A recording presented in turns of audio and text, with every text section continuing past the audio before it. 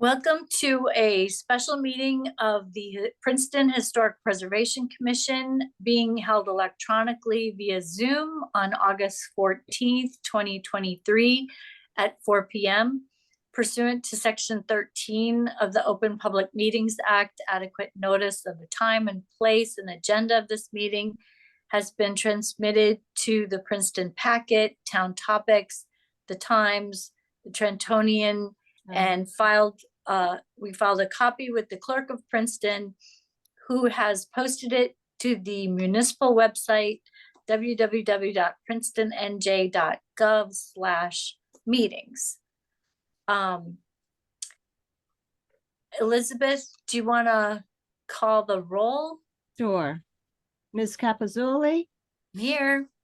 Mr. Endersby, Here. Mr. Shore, Here. Mr. Shatskin, Here. Ms. Howard, Here. Mr. Pyle, Ms. Lewandowski, Here.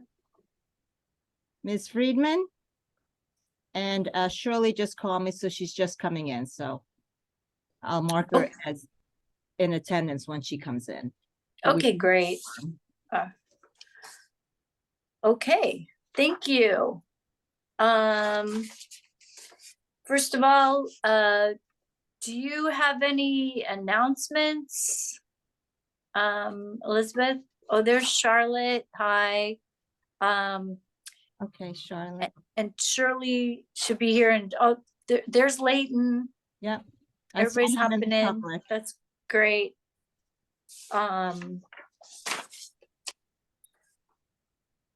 So the first item on the agenda are the January 23 minutes. Are there any changes or corrections? Yeah, Christine. I think there you go. Yeah, sorry, thank you. On page 1, on the bottom, there's it's the paragraph that says the motion was made by member Shore, and at the very end of that line is a letter I. Oh, yeah. Taken out, and then my name is spelled wrong in the continuation of that sentence. Yeah, And I think that was just a typo. I think it should have said, and it was seconded. Oh, Remember, misspelled Lewandowski. because I was and was seconded. Okay. Either way, I guess is good. And then on page let's see. Page 2 on the bottom.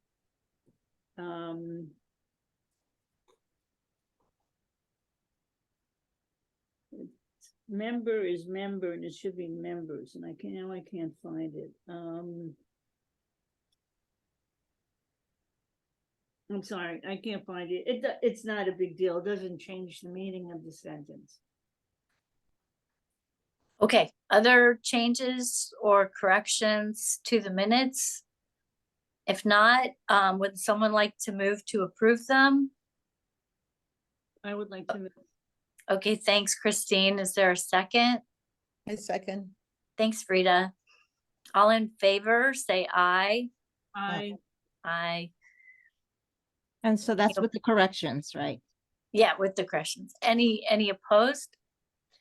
Motion carried. Thanks, everybody. Second item is the resolution for Vision Solar, 29 Lytle Street.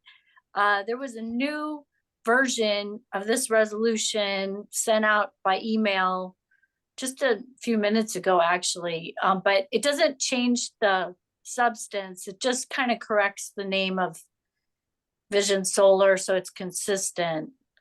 But otherwise, I think it's pretty much the same. So are there any changes or suggestions to the resolution?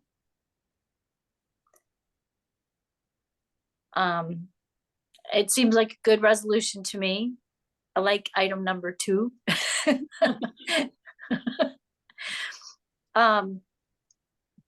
And if there are no changes, is there a motion to approve the resolution?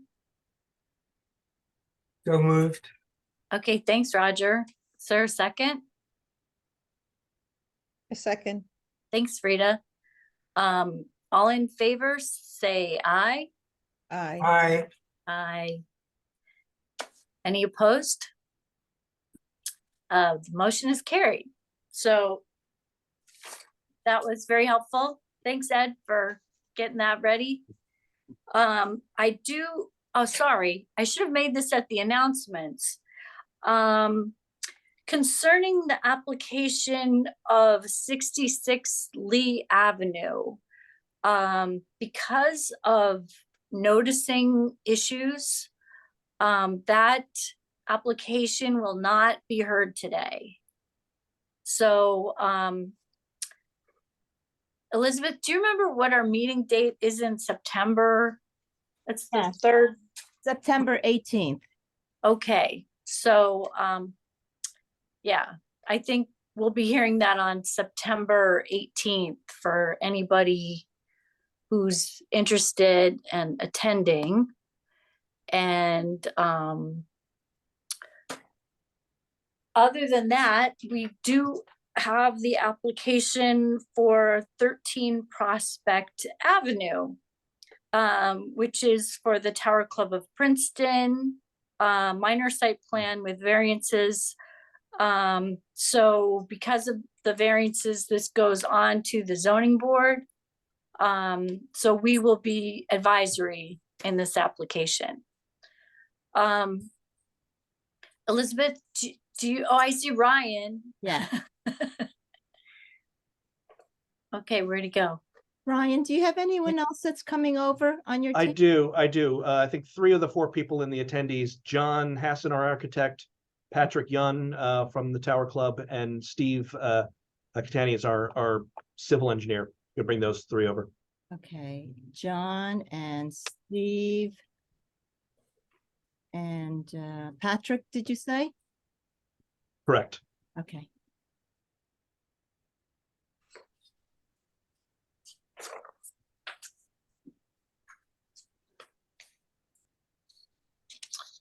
Okay, so thanks for coming in. And I think as usual, I'll start with Elizabeth and her report. And then there are other reports, I think, that you're gonna reference, Elizabeth? That's correct. Okay, Yeah, so everyone should have a revised report, which is has a revision date of August 11th, and this was really revised to incorporate comments of memos which I didn't have previously. I believe that was the Shade Tree Commission, the Environmental Commission, and then in addition to the last meeting date, there was a report prepared by Dan Drobomilski, who's the town or the municipality's landscape architect, and Justin Lesko, who is the planning director. So all of those have been incorporated and have been attached to this revised report. So the applicant, who is Tower Club of Princeton, has filed an application to the Princeton Borough Land Use Code for a minor site plan with variances to construct an elevator for the existing building and a parking lot in the front yard of the property. The property is situated on the south side of Prospect Avenue between Washington Road and Olin Street with an address of 13 Prospect Avenue. It's identified as block 49.01, lot 2.01 on the Princeton tax map and contains 0.531 acres and lies in the former Princeton Borough in the E2 zone. The property is in the locally designated Prospect Avenue Historic District and in the New Jersey National Register of Historic Places, Princeton Historic District. The applicant is seeking a D variance to exceed the allowable FAR and C variances for bulk relief for the elevator addition and parking lot. Partial demolition of the west building facade is required to add the building addition for the elevator, and that demolition is for also for rebuilding a portion of the existing brick wall and fence along the driveway. And then there are other associated improvements as well. So with this application, the process is because the property falls in the municipal historic district, an application historic preservation plan review has been submitted and is able for HPC to review this application as advisory to the zoning board. The application is required, yes, sorry. The application is required to provide proof of compliance with the procedures for demolition, which Mr. Schmier, HPC's attorney has advised that they have met all the requirements and the commission is able to hear this application tonight. The application, again, as stated, is under the jurisdiction of the zoning board, in which HPC will issue a review from the chair for their meeting, which I believe Mr. Kennedy is scheduled for August 23rd, correct? Correct. Next Wednesday. So as everyone knows, the collection of Princeton eating clubs makes up a large portion of the Prospect Avenue Historic District, which everyone knows, again, was designated as a 21st Historic District. The eating clubs earned recognition also in the Princeton Historic District nomination for New Jersey and National Register of Historic Places in 1973 and 75.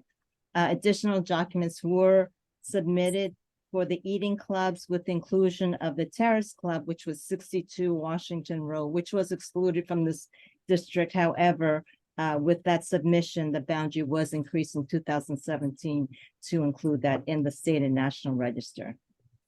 The existing structure on the property at 13 Prospect Avenue is known as the Tower Club of Princeton. It is a Tudor revival style structure built in 1917, designed by the architect Roderick B. Barnes. Like so many of the clubhouses, they favored utilizing university alum, which Barnes was in a graduate of 1903, which they had chose. The building is L-shaped, is 2.5 stories with a basement, a gable roof, and end chimneys. The north facade is 7 bays and 4 bays on the west facade. There are 2 dormer windows, and fenestrations are irregular with metal sash casement windows. The structure is brick laid in a 3-course bond pattern. The front entrance is offset to the right under a Gothic arch-shaped door off a flagstone patio. The 3-story tower left of the entrance has a battlemented parapet and a carved insignia centered on the parapet wall. The Tower Club was designed to reflect the board's desire to avoid ostentation. It was also developed to reflect the importance of women guests. Therefore, Barnes designed the 3rd floor with facilities to accommodate 60 to 75 women. The Tower Club has had several additions through the years, which were incorporated to the existing design. In 1965, a 1-story southeast addition for a new dining room with a terrace on top was designed by James Archibald Kerr, again, alum, class of 1932. And then in 2003, John S. D. Hatch, class of 1984, who is with Clark Caton Hinds, designed a 1-story southwest addition and stairwell. And in 2014, a 2nd story was added to that addition. Some of the site features that are characteristic of this site is the property slopes north to south. The tower building is centered on the lot and situated about 9 feet from Prospect Avenue right-of-way. There's an asphalt driveway that runs along the east side of the property line to a partially raised and enclosed trash enclosure refuge area in the northeast building corner. The driveway drops dramatically as it approaches the building. There's a 4.5 high brick wall that lines the property frontage, and there's varying heights of a brick wall that also edges the driveway. On the west side of that driveway, that wall is really used as a retaining wall to compensate for the grade change. On top of that wall is a 3-foot tall decorative wrought iron fence, and this same decorative fence is found along the front yard at the northwest property corner, which continues along the neighboring side property line, then changes to a galvanized chain link fence, which approaches the rear yard. Prior to the construction of the street-facing brick wall, the Tower Club had a low manicured evergreen hedge. So as far as this application goes, the applicant, the building currently does not have ADA compliant access. So the applicant does wish to provide this access to and from the building, from the public space and within the clubhouse. So to provide this, they are proposing to construct an elevator off the west building elevation and then build a new parking lot in the front yard of the property. There is partial demolition required for the building elevation, which includes removing gang windows on 3 floors and removing an existing freestanding shed near the elevator site. And also demolishing the west driveway wall and rebuilding a new wall to create a new retaining wall around that parking area. They also expect to spade an existing tree in the parking area of disturbance, and replanting additional plantings for the compensation of that and a large American sycamore tree. Just so you know that the arborist, and there was mentioned by the landscape architect, Dan Dobrinowski, that this is most likely, well, the arborist says it is a plane trees, but as everyone probably knows, these are really they're related. So there are some minor differences. The London plane is a European tree, although it is related to the sycamore tree because it's a hybrid. And some of the differences is that the London plane tree have two fruit on the stalk versus one on the American sycamore. So a lot of times people get them mixed up, but they're related, so they look very similar. So within the report, you'll see that it says both sycamore and London plane. So currently the Tower Club is a little over 7,000 square feet. The elevator footprint will be 8 by 7.5 feet, which is very small. And its height will be much lower than the existing building height. The building addition will have a slate roof to match the existing roof and a brick veneer to match existing building exterior finish. The proposed addition will increase the building to 7,096 square feet, and the elevator will provide access to 3 floors, basement, first and second floor levels. The parking lot is designed for 4 parking stalls, one which will be an ADA accessible van space. The new parking lot will be located off the existing driveway directly behind the street-facing brick wall and extend near 8 feet of the face of the building. Parking stalls are proposed at 8 feet by 19 feet with concrete wheel stops. Then the existing driveway will be widened to 22 feet to accommodate a 2-way parking aisle. So in addition to the removal of the sycamore tree, there is a 7-inch Japanese red maple that will be relocated. And then there are 2 12-inch unidentified trees also to be retained. Other improvements with this application is they will be installing a new ornamental fence on top of the rebuilt brick retaining wall. New plantings will consist of 1 American sycamore tree, 12.5 to 3-inch caliber, which will be planted adjacent to the new wall. And then there'll be 3 green giant arborvitae planted at 7 to 8 feet height in the front yard along the west property line. They are also proposing to install new porous pavement for the parking stall area, and the parking stalls will be striped, and as mentioned, there will be concrete wheel stops.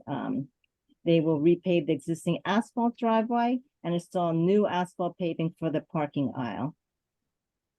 And there's also a new inlet that's proposed along the driveway, and the existing slate patio adjacent to the new parking lot will be repaired and replaced in kind. In addition, a slate walkway and stairs around the elevator site on the west side of the building will be repaired and repaired with slate material to match what is existing out there. As far as zoning goes, you can reference the engineering zoning report, which is dated June 30th. They talk about a D variance for a maximum FAR, which they're asking for a slight increase. They are asking for several C variants. One has to do with maximum pervious coverage. The other one is the minimum building setback. and the minimum paved area for lot line and parking spaces within the front yard. They're proposing 4, 2 of which are in that setback area. They've also asked for a design waiver for the width of the parking aisle for a two-way parking lot, which is supposed to be at 24 feet, but they are proposing at 22 feet. So to get down to the comments, obviously that making ADA accessibility is important, and that is noted that the applicant's efforts to do so for this application. There's some planting comments. The relocation of the Japanese red maple is not found in the landscape plan, and the location or the relocation should be cited on there. The 2 identified trees and the species and the conditions should also be noted on there. It also should be noted that tree number 1 shown on the demolition plan and historic preservation plan is not 12 inches and is most likely the 72-inch tree, which is shown outside the northwest property corner. So those tree sizes and locations should be reviewed and corrected where appropriate. The 42 American sycamore, again, London plane tree, is proposed to remove as part of this application. Even in the 1981 architectural survey, it is mentioned there is a very large sycamore tree. So that report was 40 years ago. So it is important to note that this is a very large tree, and that the compensation with the arborvitae really are not an adequate compensation for this loss if it is to be removed.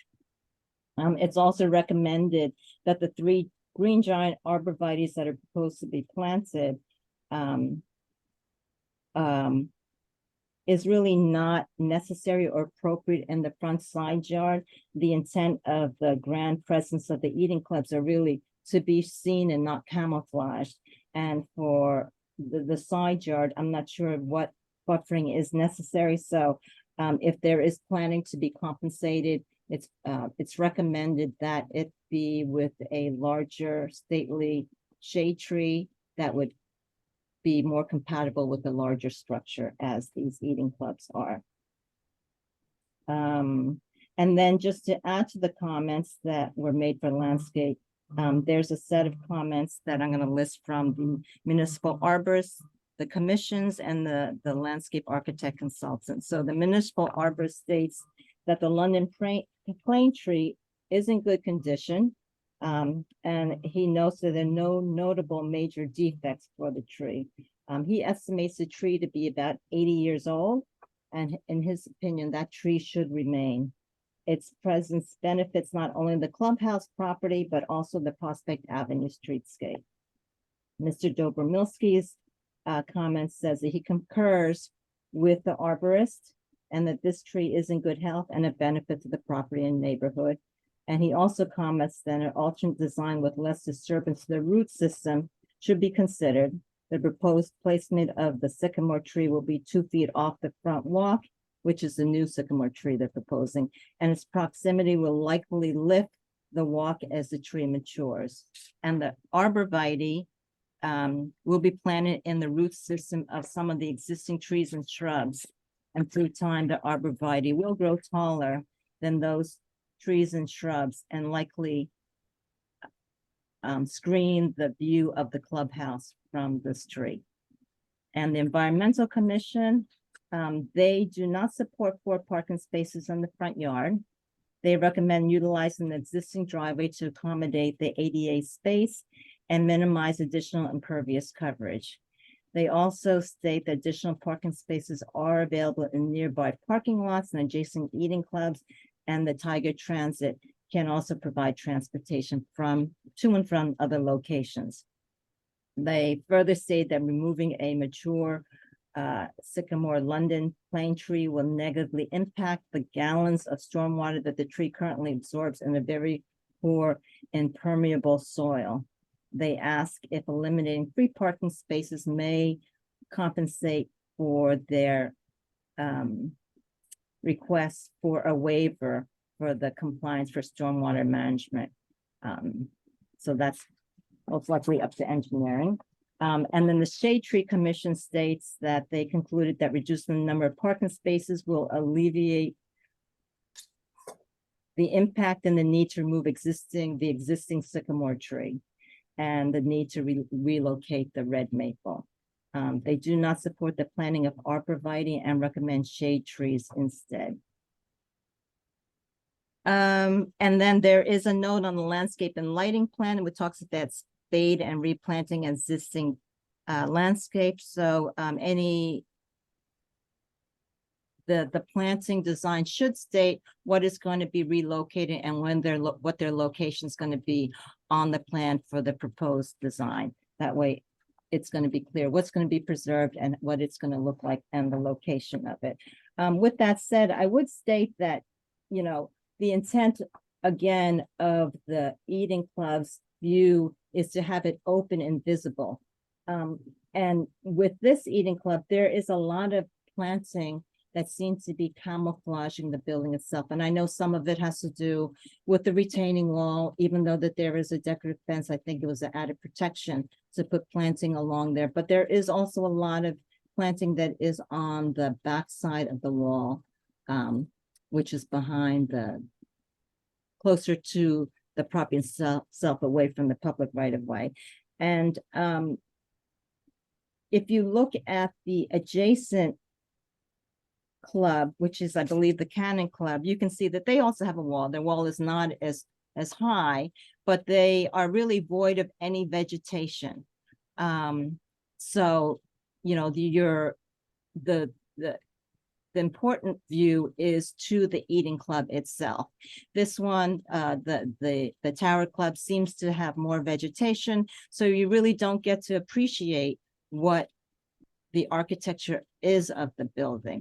And I think that maybe some of that might be for the fact that they are not able to sustain a nice lawn area because there is a lot of shade and it's difficult to grow. So maybe what they can do is perhaps look at ground cover or something else, but perhaps look at keeping that clear. The other thing that was noticed at the site visit is that they have this beautiful dogwood tree, which is the left of the entrance, but it happens to be right in front of the tower. So you don't really get to see that tower, which is an important feature of this building. But if they were able to perhaps relocate that to a different setting where it can still survive, and in addition, perhaps prune some of the shrubs for the same reason.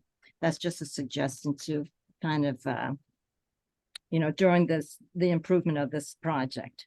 Other things are certain details. It might be important to include just some of the details of the bollard, the color, material, detail of the wrought iron fence, if it's going to be different than what's existing. There was a question about the top and bottom elevations of the retaining wall. The wall is going to be quite high. It ranges up to about 8.5 feet, it seems, at the southwest corner. However, the existing proposed grade on the same plan and the elevations don't seem to be consistent. So we just asked the applicant to perhaps talk about the height of the new retaining wall in that area. The proposed driveway will result with 3 different surface material. We have the porous pavement for the stalls, we have the asphalt pavement, and then we have the concrete, the asphalt and concrete, which are existing already. The existing driveway grade is about 8%. The regrading parking lot in certain areas would be about 12%, except for the ADA space, which is about 5%.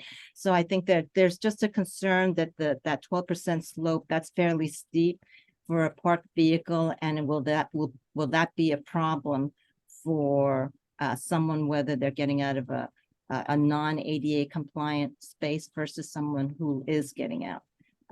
It's just steep. Let's see what else. The zoning report talks about that they do not support granting the waiver for the surface water drainage.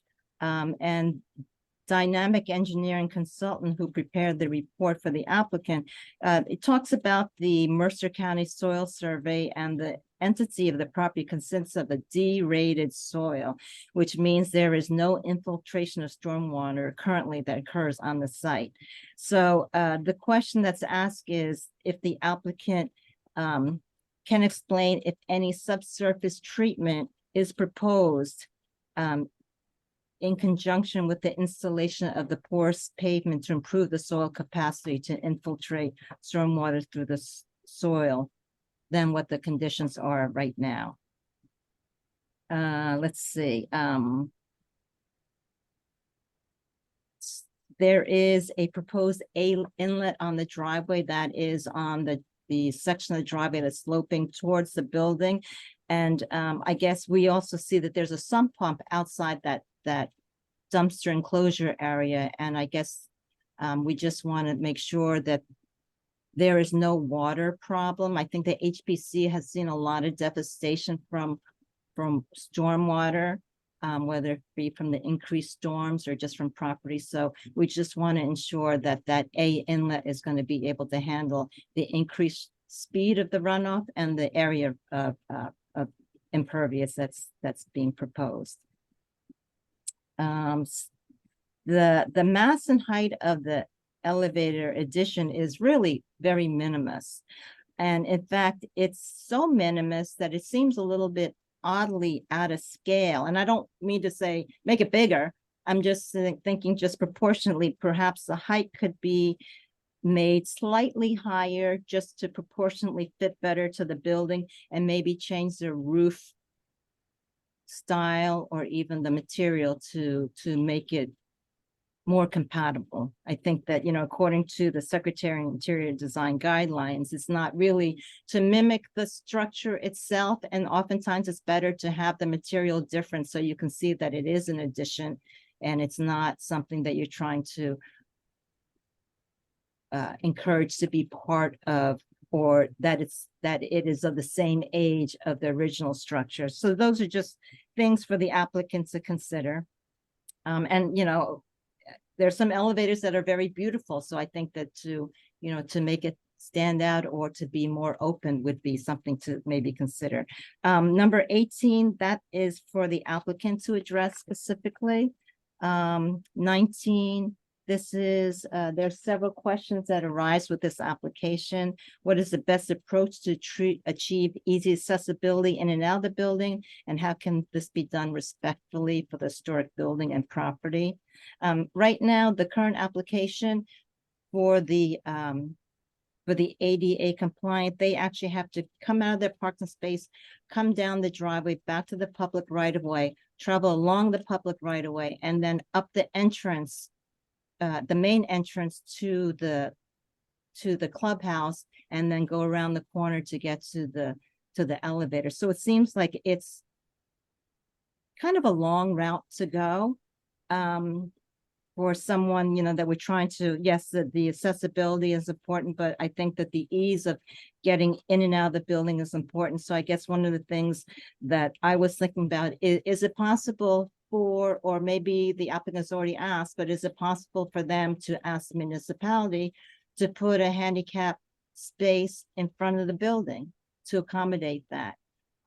Or have they looked at perhaps putting a handicap space down by and redesign that dumpster area, because that could probably use a little bit of improvement, and perhaps come in on the lower level and have the elevator on that side as well. And that way, and there on that section, you don't have all those windows that would need to be removed. Just, you know, food for thought on that.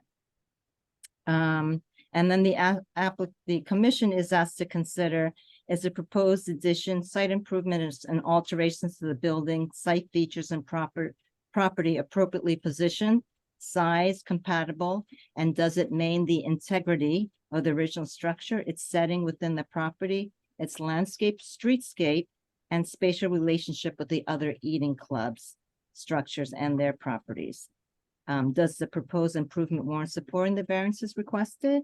And are the improvements including removing existing windows, demolishing, rebuilding the driveway wall, removal of large London plane tree, and the addition of new plantings appropriate and compatible for the historic property and historic district?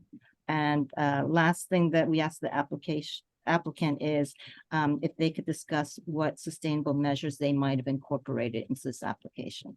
So I'm available for any questions that the HPC may have. Thank you. All right, thanks, Elizabeth. First of all, I just wanted to tell you, I think Shirley was like bumped out of the Oh, panel.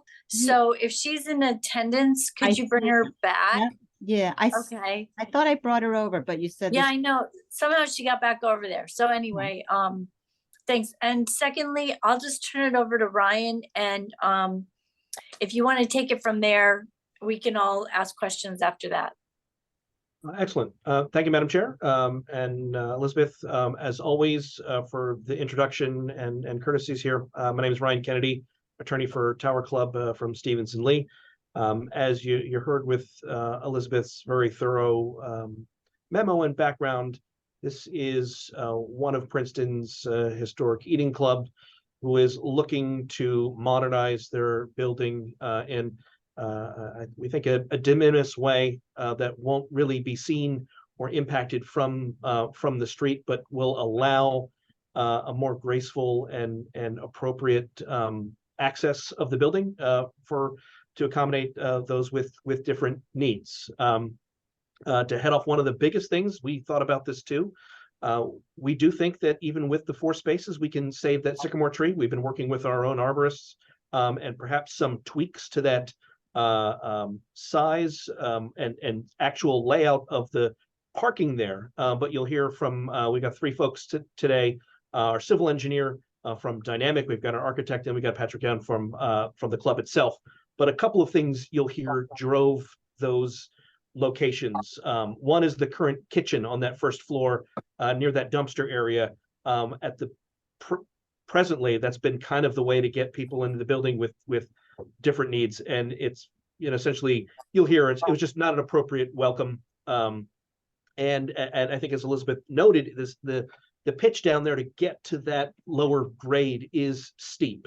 So I initially didn't pick up on this when I was just kind of looking at the plans, but the reason why it's the ADA space is closer to the street rather than close to the building, and you loop around that way, is because of that pitch and to allow that user to enter, you know, approach the building, you know, in the way that everyone else does towards the front door and path. But as you get closer down to the, you know, the business end of that current driveway, the dumpster area, it is, as Elizabeth noted, fairly steep and perhaps unfortunately not appropriate or possible really to grade it in a way where you can still have the dumpster access at that lower level and the right pitch for an ADA spot. Now, as to the other spots, again, very good thinking and comments here. The club has lost access to many local spaces based on some of the university's projects, but as you probably know, that the people driving here are employees or you know, essentially one-off visits. It's not people using or the club. They're going to get here with public transportation or walking or other methods. It's frankly, it's the 1 or 2 of the club's employees that need to be there at odd times, different times, that would be using those spaces rather than, with the exception of the ADA space, those who are using the more grand entrance, so to speak. And those types of users really do benefit from being close by. You know, they're bringing things in and out sometimes. That is how deliveries are made kind of in that area. There's no other options. It's one of the few eating clubs that does not have that rear access area like many of the other ones do. So to kind of hide some of that and utilize it there is a functional piece that it, you know, can't be duplicated by, you know, renting more spaces elsewhere around campus. We've, like I said, we've got three professionals here tonight to kind of try to answer some questions and explain some of the thinking here, and talk through some of these comments, a lot of which are really good, you know, as always, good thinking for us to think through with the design elements. So I'll maybe just ask, I think John's already got his camera on, but I'll ask Steve and Patrick to turn theirs on. I'll just briefly introduce John Hassan. He's our architect for the project. I've got Steve there waving. He's our civil engineer. And Patrick, he's the essentially the person who runs the club and knows how these things work, and frankly why. So Patrick, perhaps maybe if you want to unmute yourself and briefly introduce yourself, and you know, I think I stole a lot of your thunder as far as why these things are set up where they are, but perhaps just talk a little bit about the need for these parking spaces up front, how, you know, an ADA needing person would get into the club now, and why, unfortunately, you know, this is probably the only way it could be designed as far as where the entrance and elevator could go, you know, based on where the kitchen and the floor plans are set up. Okay, can you hear me? Absolutely. Okay, so my name is Patrick Yoon. I'm Princeton Tower Club class of '92. I'm currently retired, but I manage a lot of the club functions since our club manager met with an accident last year.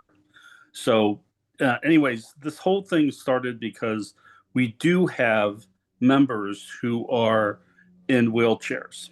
And the issue became the only entrance to the club was through the front, or if they went down by the garbage and they went through a small door that our employees go through, and they have to go through working area, around through the kitchen, past all the cooking, all the fryers and the dishwasher and everything.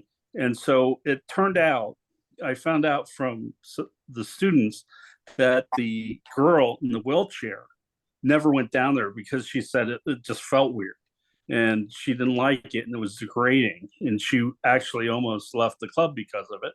She ended up on the second, I guess you guys call it the second floor. And I personally was there one day when she was sitting there with about 10 of her friends. Dinner time came, they all left her. They all left her sitting there.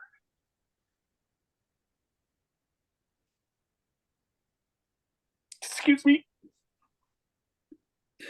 So we decided as a board to I'm sorry, put in an elevator. So to go through the basement is not an option. It's degrading. And we can't put the elevator on that side because that's where the kitchen is, the dining room. And then on the second floor, it would work for the second floor, but not for the first floor. And going upstairs, the third floor is the living area for the officers, so that would work. On the side we proposed, it comes in the game room, and then a living room, and then the third floor is the library. So it works perfectly only in that spot. We have to take out a lot of windows, but it's really the only place we can put it on that side. As far as the parking goes, we currently have the driveway, and we have about 12 employees, and they're all pretty much lower income, and they make a little over minimum wage. We're trying to get them to $15, and unfortunately, because of the massive project that the university is doing, a lot of parking there, and so the Cannon Club, we were renting out parking spaces from them because they have a lot of parking area, and we had 4 spots that we lost this year because they lost parking too, and so they could no longer afford to give us those spots. So unfortunately, that created massive problems this year. And in fact, the number one complaint from our employees was no parking. In fact, they started to carpool, but still not enough. Since we lost 4 spots. So the reducing the number of spots would be problematic because it really doesn't, even if we add one more spot, doesn't really help. But having 4 spaces, we figure should, with their carpooling, should be adequate for the employees. And we have talked to the arborist about saving that tree. They think, they studied the root system. They think with some minor adjustments, we can keep that tree, that large tree. And in terms of there is a problem with the drainage, and we've addressed some of the problems with the design. And we also have a sump pump there. There were 2 storms that created flooding. And so we put another sump pump there. Though I was told that we probably would need those sump pumps if we redo that whole area. But again, you'd have to talk to the engineers about that. And I think that's pretty much it. Patrick, thank you. He'll remain and certainly be available for questions, but perhaps I'll go through our other witnesses and try to address as many of these comments as we can up front, and kind of understanding the story of this. Steve, perhaps we can go to you next as our civil engineer. There's not a lot on the plate here. Obviously, we will need to be putting our proofs together for the zoning board as to the variances, but perhaps we could talk a little bit about that. The parking drive aisle. I know it's not a variance, but my understanding is that a design waiver is needed. We have normally you'd have a 24 foot, drive aisle so people can get, essentially back and forth. We've asked for permission to have it be smaller so that we could stay a little bit further away from that sycamore tree, and perhaps because we think the space isn't needed with the spaces on that one side. But Steve, you want to speak a little bit to that, and then perhaps to the stormwater elements, how that works with the pervious pavement, underneath that part of the project. Sure, absolutely. So yes, the 24 foot as it relates to the perpendicular parking and a 2-way aisle is critical for that. In this particular instance, since we obviously don't have 2-way traffic, the likelihood of someone coming in to park there and someone leaving at the same time is very low. So we were asking for the 22 feet because a vehicle pulling out, typical vehicle of 16 to 17 feet long, you're going to need a minimum of about 20 feet. Anything less than 20 feet, it's going to be difficult for them to cut their wheels and clear the bumpers. So we wanted to be at 22 for a little bit of factor of safety there. It still does provide adequate space for someone in that confined area. You're going to be very cognizant of your surroundings. It's not going to be a fast maneuver in a large open parking lot where you might be coming in and just, zooming into a parking space or pulling out. Obviously, there are a lot of constraints here, so people are going to be very aware of their surroundings here. So we think that 22 feet is appropriate and will work. One of the things we can do to help alleviate the issue with the sycamore London plane tree is the ADA stall, as it has the 10 foot or 8 foot striped area that goes along with it. That provides for the immediate cutting of your wheel as you're backing out. You're not looking to avoid a vehicle on your right side, so that turning maneuver can start earlier. So what we could do is we could pull the drive aisle width maybe down another 4 or 5 feet there, pull that ADA stall and striping further to the west, I believe it is. And that would allow anybody in that stall could start cutting their wheel a little bit sooner. They'd still have plenty of room to get into that drive aisle, and that would give us another 4 or 5 feet at the tree. We think, as Patrick stated, our landscape professional, we think even as it's currently designed, the likelihood of that tree surviving is pretty good. Our intention would be to have Patrick's arborist work with the borough's arborist during construction. We would keep all the equipment off the upper area there. We would utilize small and maybe in some instances hand equipment to dig those areas out and identify and review the conditions as it's excavated to ensure that we're doing everything to maximize the likelihood that that tree would survive. Steve, Regarding the stormwater management, we are proposing the porous pavement for the additional parking area, which would cover the water quality issue there. The additional A inlet and the porous pavement is actually providing a slight increase in availability for storage. Right now, you have a very small, it's not even an A inlet, it's kind of a small concrete box with the sump pumps. All the water rushes down that driveway around the dumpster and into the current sump pump area. So providing the additional A inlet gives an earlier point of collection for some of the water coming down. We're also looking to put an under drain in underneath the porous pavement. So anything that is infiltrating is that wouldn't be getting into the ground surface due to the soil conditions would gradually be collected underground and then routed through that A inlet and into the sump. What we would certainly have no problem doing during construction would be to do some over excavation in the parking area and see if there is a non-restrictive layer a little deeper. We might find a more permeable material, maybe 3, 4, or 5 feet down, where we could incorporate a stone column or something that would allow the water, once it gets into the porous pavement, to get into that potential more permeable layer below if it did exist. So those are certainly things we would be more than happy to work with the board's professionals on.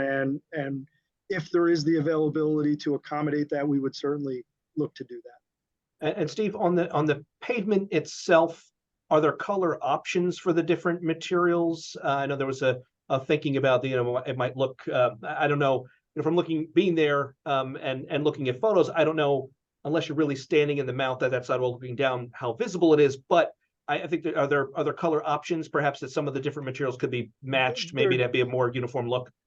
There certainly are. I'm sure everyone has seen it around the campus. They can stamp asphalt now. They can provide color to asphalt. They do it primarily at crosswalk locations where you can get patterns similar to what you do with concrete. I would leave it to Patrick, obviously, as to how far he would be willing to go with that. But yes, there are colors and patterns that can be provided on the asphalt surface. A few other things while we've got you here, Steve. That retaining wall that will be revised along the new parking spaces. I think that there's perhaps a discrepancy, or maybe just it really is as tall as it seems on the height there that was pointed out. Is that something you could speak to on those elevations? Sure. So the existing area nearest the building, it is about 6 to 6.5 feet deep in that location. I think where the discrepancy is we're looking to put a cap on top of this proposed wall. So the top of the wall might sit maybe 6 inches higher than the grade surface. You'll have a kind of a stone cap, and then the railing would come off of that. So again, the retained fill elevation is still going to be similar, 6 to 6.5 feet. The overall height of the wall from the parking stall may be 7 feet, but that's due to the cap being higher than the grade on the upper side of the retaining wall. And that would be consistent with the other retaining walls in the area. You see they are slightly higher than grade and have a cap on them. And I'm not sure if the bollards or the fence proposed have been spec'd out yet, but if they haven't, that's something we could provide for the board's professionals to take a look at afterwards, or is it already known what those would look like? Well, we spec'd a generic wrought iron looking fence, but again, we would work with the historical commission and any of the board's professionals to ensure that the appropriate railing is specified and installed.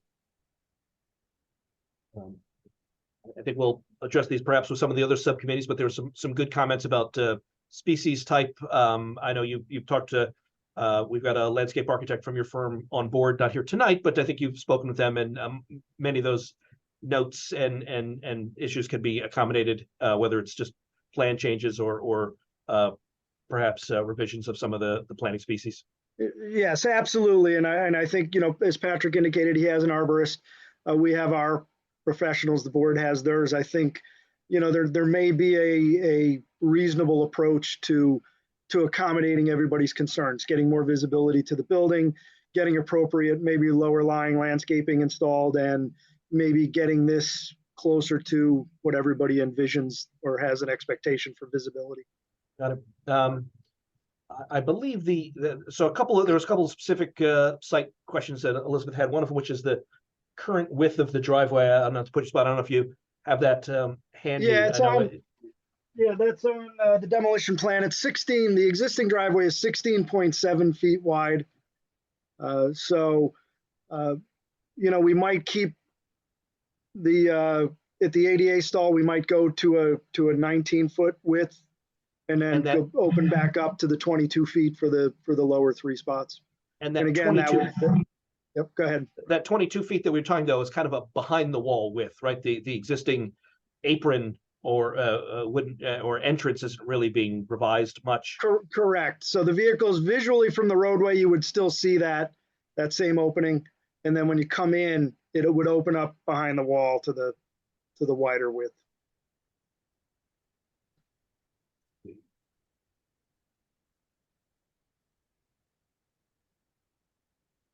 I think we got I most of these, but I won't. You're not going anywhere, obviously.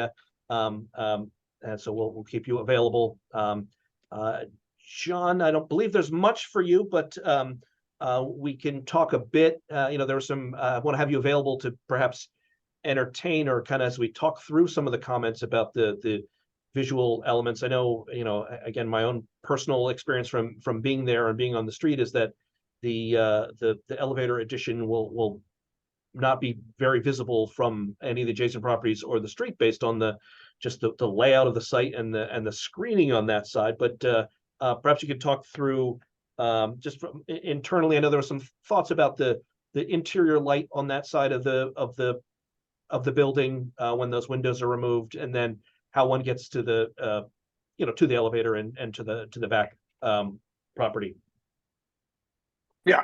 Hi, everyone. John Hassan here. And so to speak of the location, we did, as you've heard, we did, research and try to plan placing this elevator on other parts of the building. But this is the best location from an internal, floor plan perspective. It aligns with all of the public spaces so that it is very accessible from all points within the building.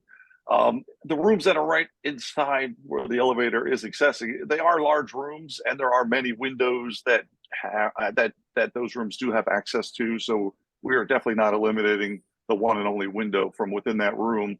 The windows, the rooms have windows on the front, the rear, and the side elevation, on all 3 sides. So all of those rooms will still be pretty well lit. There was some comments about the roof and the design of that roof above. And we could certainly explore some other options there. We were trying to align with the existing roof height, the eave of the roof, for simplistic reasons.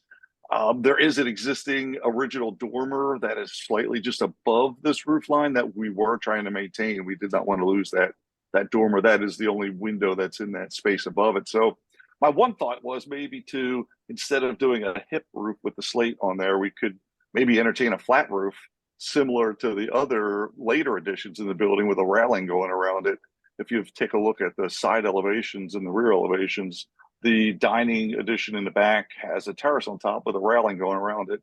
We could do something very similar on top of this elevator, which would give it a little bit of a standout appearance to the rest of the building. It preserves that dormer up above and has very little impact on the historic structure itself. So that's something that we could certainly entertain going forward here.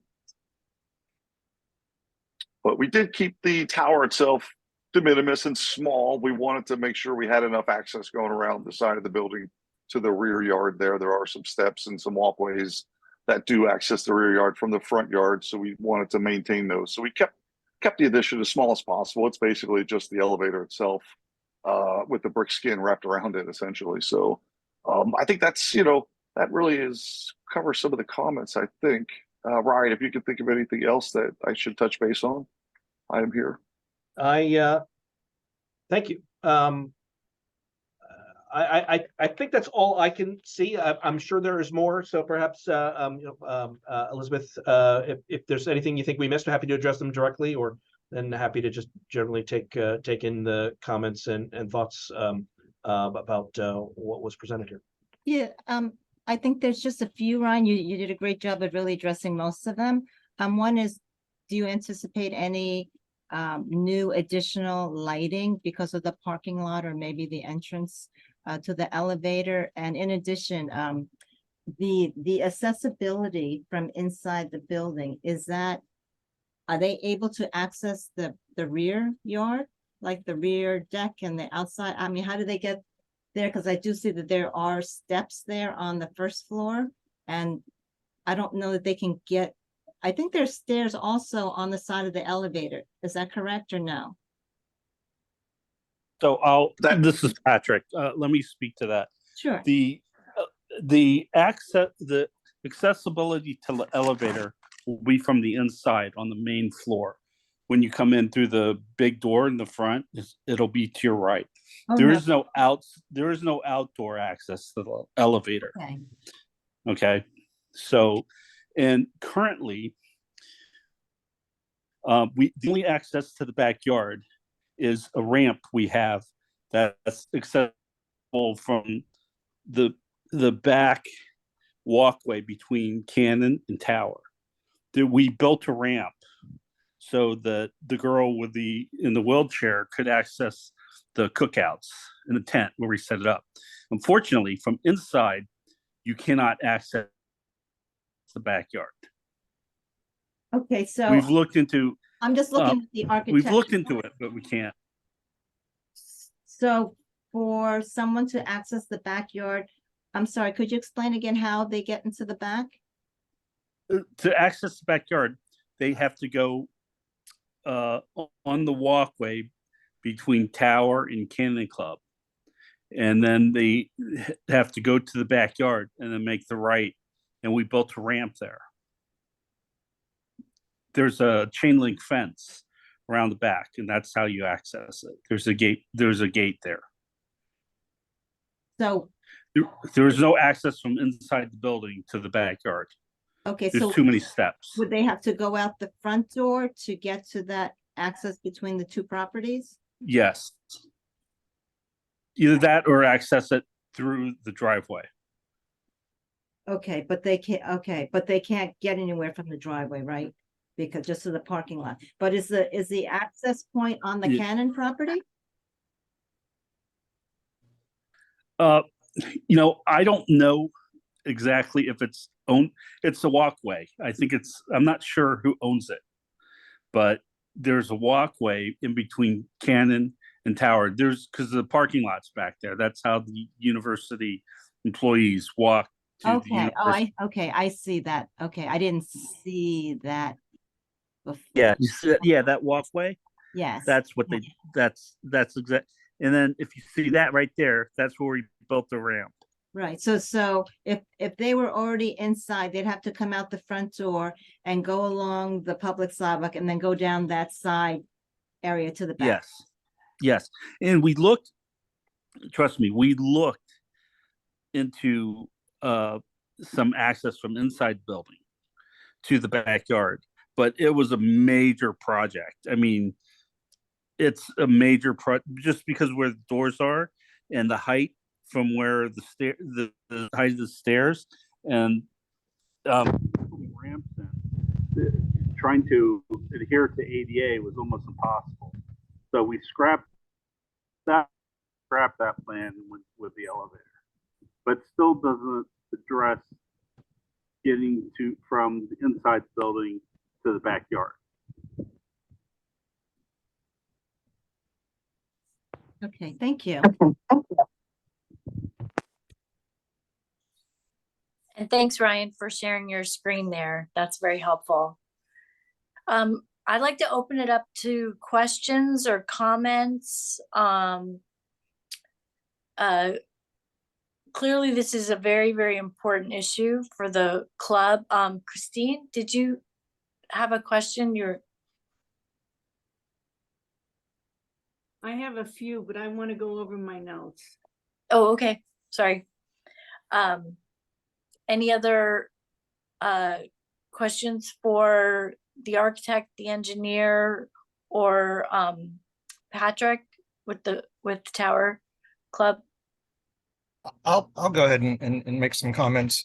I think that historic preservation and ADA are one of the most challenging and interesting bits of work that we get to look at. When I was at the National Trust in the 1990s, when the ADA was first discussed and being passed, I was on a commission to try and figure out some of this detail. And, all these years later, it's still something that has to be worked out on every single site. And I'm always very impressed when I see businesses, institutions, whoever trying to address this and making everybody comfortable. I think that's so important. I think my only thoughts are that the front yard and the rhythm of the street, we always talk about when it's like a row of buildings. Now we have a row of front yards and setbacks and kind of a landscape aesthetic, I guess, that was created over time. And I think that Elizabeth, with her background in landscape, has brought up all the right questions. And I gather this is a report that we're forwarding on to another entity. So I think having them mentioned is great. And I thank Elizabeth and everybody for that detail. And I guess my visual concern beyond the landscape and the plantings is those parking spaces, and how, unlike a lot of other college towns, and this will get me in trouble with any Princeton alumni, that our eating clubs are on a level so much different than what other communities suffer with fraternities and sororities, and how some of those buildings are not as well respected. And you get parking and such cut into those front yards, and it, I think, really takes away the charm. We have something different here, and I'm just worried that we're starting something here that we may regret, but I certainly understand all the reason behind it. So I don't have any solutions for it. I just want to note that I think this has been a very good process, and that trust the system to come up with a solution in the end that's going to work for everybody. Well, That's all I have. one thing to note about that specifically is Tower is the only club that has a driveway and like that. Wow. We are the only one, because we are cut off from all the other clubs. Have the access to the back because they have parking, and there's a road that goes behind the clubs, but it pretty much we're cut off because Cannon has that parking lot, and then the Center for Jewish Life has a parking lot, which makes us landlocked, right? We have no access through the back, through any road, which every other club has. So there's no other club that has that. So this is a unique, this is not a problem that would spread out, because for any other club to change it would be impossible for any other club to kind of emulate this, because no other club is like us. So we kind of lucked out with the university doing all that construction. We weren't affected. Everybody else it's caused havoc with every other club except for ours, other than us losing all the parking. Thank you. All right, Christine, you ready? Yes, thank you. I'm gonna go through parts of the report, because I think that a lot of this is important. And I think that the FAR variance, it's got, it's like 60 feet. I think it's like a no-brainer. It really should be granted. I mean, they can't put an elevator in without increasing that. The township site plan engineer is not crazy about granting a waiver for the stormwater. Let me see if I can find it.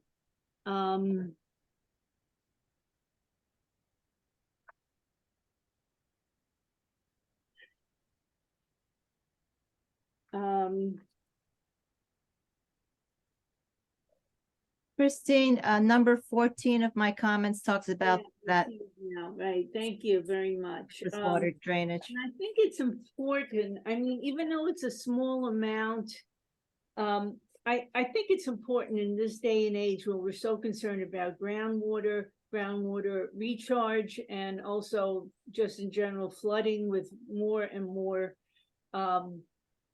rain. And I also think that the Elizabeth's comment about the area where it tended to flood and they put in an extra sump pump, I think that has to be, should be watched by the applicant in the future. I think those are very good points. So I don't know what the zoning board will say about the stormwater waiver. As far as the comments and recommendations from Elizabeth, I think she's got great comments, and she lists, you know, quite a number, 11, 12 of them. And I think we ought to take all of that into consideration. And I'm concerned about the tree. I realize they're going to pull back some of the area where the retaining wall is going to be, but I think it really needs a lot of careful look at it. And Elizabeth suggested maybe a street, a street handicap space. And even if the zoning board grants them the on-site, why not ask for the street space? I mean, I'm sure it could be used. And I have another question. I know there was some mention of the fact that because of all the construction on Prospect, there were parking spaces missing that were used by staff. Is that correct? Is that correct, Mr.? Yes, we rented 4 spaces from the Camden Club because they had excess space. But because the university built that huge building and got rid of a lot of parking, they got rid of parking lots. So parking has become extremely limited. And so Camden pulled those 4 spots back from us. I see. Okay, so those spots are never going to be recreated then again. No, they only eat up spots. They're not creating new ones. Okay, I guess that's all my comments at this point. All right, thank you. Charlotte, did you want to go ahead? I just had one. Do any of the other eating clubs have parking in the front area? No, No, not a one. So not a one. We're the only one that have parking. There's a few others have access to their parking, but their parking is in the back. No, Great. no other club has parking in the front. We're the only one. In fact, we're the only one that receives deliveries through the front too. And are you the only club that's landlocked? I believe so. I mean, All the clubs on our side of the street, there's a street that runs in the back, and there's parking lots. They each of those clubs actually, not all of them own parking, a lot of land back there. And so like Canon has parking, and then they have access to, well, the university owns Canon kind of. So they have that whole big lot back there that has like 30, 40 spaces. And then Quad has their own whole parking lot. And then each of the clubs on that side have parking in the back. And that's where they get all their food deliveries. So for us, and the problem with the parking. Do the ones on the other side of the street also all have parking in the back? Have parking in the back. Mhm. In the back, yes. And even the club on the terrace has the parking in the back. Even they're the only club facing Washington Road. They have the entrance in the front, but it goes to the back, and they have all their parking in the back. Okay. Yeah. No, it's a problem. It's like not a great precedent. Yeah. Thank you then. All right, other comments, Elric?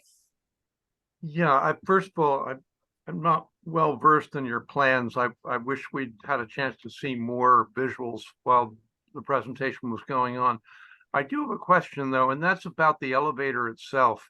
What sort of, what levels does the elevator stop at? And is it possible that there, it seems like what you've got is perforce, pretty cumbersome there, and it doesn't really address this backyard issue, which seems like if there's one chance to do it, this is it. Is it possible to have an elevator that has some sort of half stops along the way to get you to the various elevations within and without the building? So the short answer is no. We've looked into it. The original, this all stemmed from, I wanted to give access to the backyard because we have parties back there, without going through the building. So the elevator itself goes to 3 floors. There's actually technically 4 floors. But the top floor is not accessible would never be accessible by elevator. Right, but So, the public but spaces are addressed. All the public spaces would be addressed, which currently anybody in a wheelchair can only access either the first floor by going through the kitchen, past the garbage, through the kitchen, past all the cooking equipment, or the second floor by going through the front door. Those are the only 2 ways. This way, you can go in the front and access 3 full levels, and most importantly, you can get to the eating area and eat with your friends.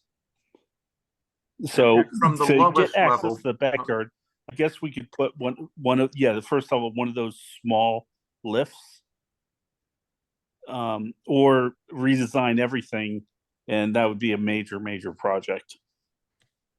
but you can appreciate the fact that this opportunity is not likely to come anytime soon, and if there is a way of making the yard itself accessible, this would be the time to do it. Yeah, so Naomi, who was now on the board of trustees of Princeton and actually works with the township for accessibility issues, she's very active in this. So when I started talking to her 2 years ago, when we started all of this, I asked her, tell me what your priorities are. And actually access to the backyard, which I built the ramp there for her. She said, that's great. She didn't have a problem with it because she said that wasn't as important because she really wanted to eat with her friends, and she felt in through the front door, and then everybody'd leave her, and she couldn't get downstairs unless she went through. And she eventually refused to go past the garbage and past all the cooking equipment to eat there. So she'd wait for her friends to get their meals and then come up and bring it to her. But eventually, people would go downstairs and eat real quick, and then she'd just be sitting there alone. And that's why she almost quit. And we didn't want that. So I understand what you're saying. And that was actually my first idea, was to get access to the backyard. But unfortunately, the way the floor plans and elevations to do it, we went through idea after idea after idea. And we finally decided that let's get access to the full building first, the eating, the recreational, and the social areas first, and then we'll deal with the access to the backyard. And we are working with the university. They actually last year, this year starting in July is the first year with a ADA coordinator, and so we're going to be working with him too. Going forward. And that's not only people in wheelchairs, it's blind people, deaf people, and all sorts of handicaps. So we're going to be working with the university on that. Thank you. All right, thank you. David, yeah, sorry. So a little bit of history. Part of the hardship need here is caused by some of the university campus planning and taking away some of the access at the back of the property? Is that, no, not correct? Well, for us, it created a parking issue with our with our employees because see, for the it's hard for them to get here. Most of them live in Trenton, and they have to carpool now, and it's very difficult for them. And sometimes they park if there's no parking in the. And we have our deliveries there, so certain days they can't park in the driveway. So when they park on the street, it costs them a lot of money. And if they get a ticket, and I mean, you know, for us it's a pain, but for them it causes real hardship in their lives. So it's a real issue for them, and that's really the impetus for this. Because for me, I have handicap parking. I can park anywhere in Princeton, and that they don't charge me a thing. But for my guy who's making $12 an hour, it becomes a real quality of life issue for him. So a follow-up question, I guess, is the new ADA coordinator for the university happens to be this person that overlaps with the club. Should we be asking or recommending that a meeting or discussion on the club's needs and the university be had before we come off with our final, recommendation for accepting this? Or, I mean, it just seems like we're so I don't close know to. if that's really necessary, because it's, we're not part of the university. But they're working on making the clubs as accessible as possible, with the caveat that we are not part of the university. So this comes into a lot of legal issues. So just so you know, the clubs have a organization called the GICC. It's a Graduate Interclub Council, and we deal with the university on a daily basis, but we deal mostly with them through lawyers. And unfortunately, because it has to do with liability, we're linked to the university. There's no doubt about it. But in some ways they try to, it's not adversarial relationship all the time, but they try to push off a lot of liability on us. So for example, internet access. Every member of a club is a university student, and they give them access. To give them access to the clubs, it causes enormous legal ramifications, liability issues. In fact, for us to work with the ADA coordinator, we're still working out the legal issues involved. There's a lot of legal issues involved. I don't want to get in the weeds, but it's something that they want to put the accessibility of each and every club. They want to put those on their website. Unfortunately, for them to put us on the website, we have to meet certain rules that they have. And a lot of the clubs don't want to give the university access. And so currently each individual club can deal with the university ADA coordinator as they please. And we've decided, Tower Club has decided to have 100% access to the ADA coordinator. We've just decided that. But in terms of getting some kind of overall holistic plan for the clubs and the university, I don't think it's probably take 10 years to do that. I guess I understand. It's just that they have the capacity to do a lot more than any of the individual clubs or the clubs collectively. And it just feels like we have this ongoing relationship. We review university projects all the time. It would just be nice to see that there was at least a dialogue that said, we couldn't get there, but we tried. We looked at different options and they didn't work. But I guess that's the, Yeah, I agree with you 100%. I have a really good relationship with the ADA guy, and it's unfortunately, he was supposed to come in July, and we were going to go through a whole list of things, everything we could do to be more accessible to all ADA people. And unfortunately, he called me and says, we can't. There's legal issues. Our lawyers have to, some kind of stupid legal issue. There's like, I can't come out. And so I've been waiting. It's now August, and hopefully he'll be out in September. But a lot of these things are out of our control. And it's unfortunate, but because it's a very distinct difference between the eating club and the university. And in fact,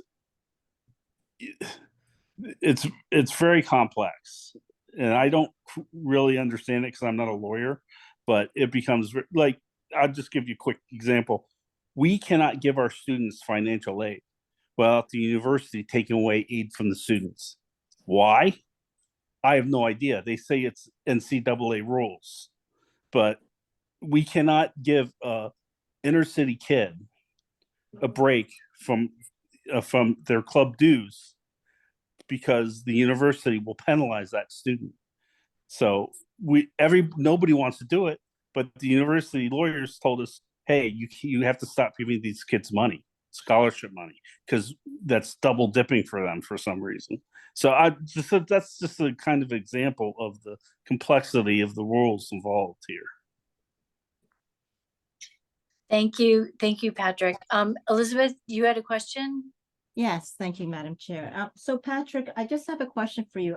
I'm looking at the floor plan. In fact, during your completeness review, we had reviewed the plans with the land use engineer, and we were really trying to figure out, because the rooms are not labeled, so we didn't know where there was a kitchen or what the access was, when we were trying to figure out if it was feasible even to have an elevator on that lower level. I mean, because we see that there was a door and then there is a corridor that goes through.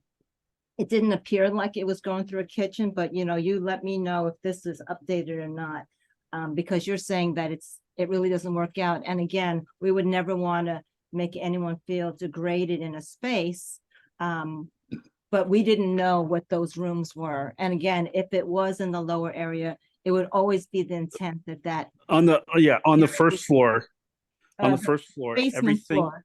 Yeah, the basement floor, everything by the driveway side. I think that's the west side. That's the east side. The east side.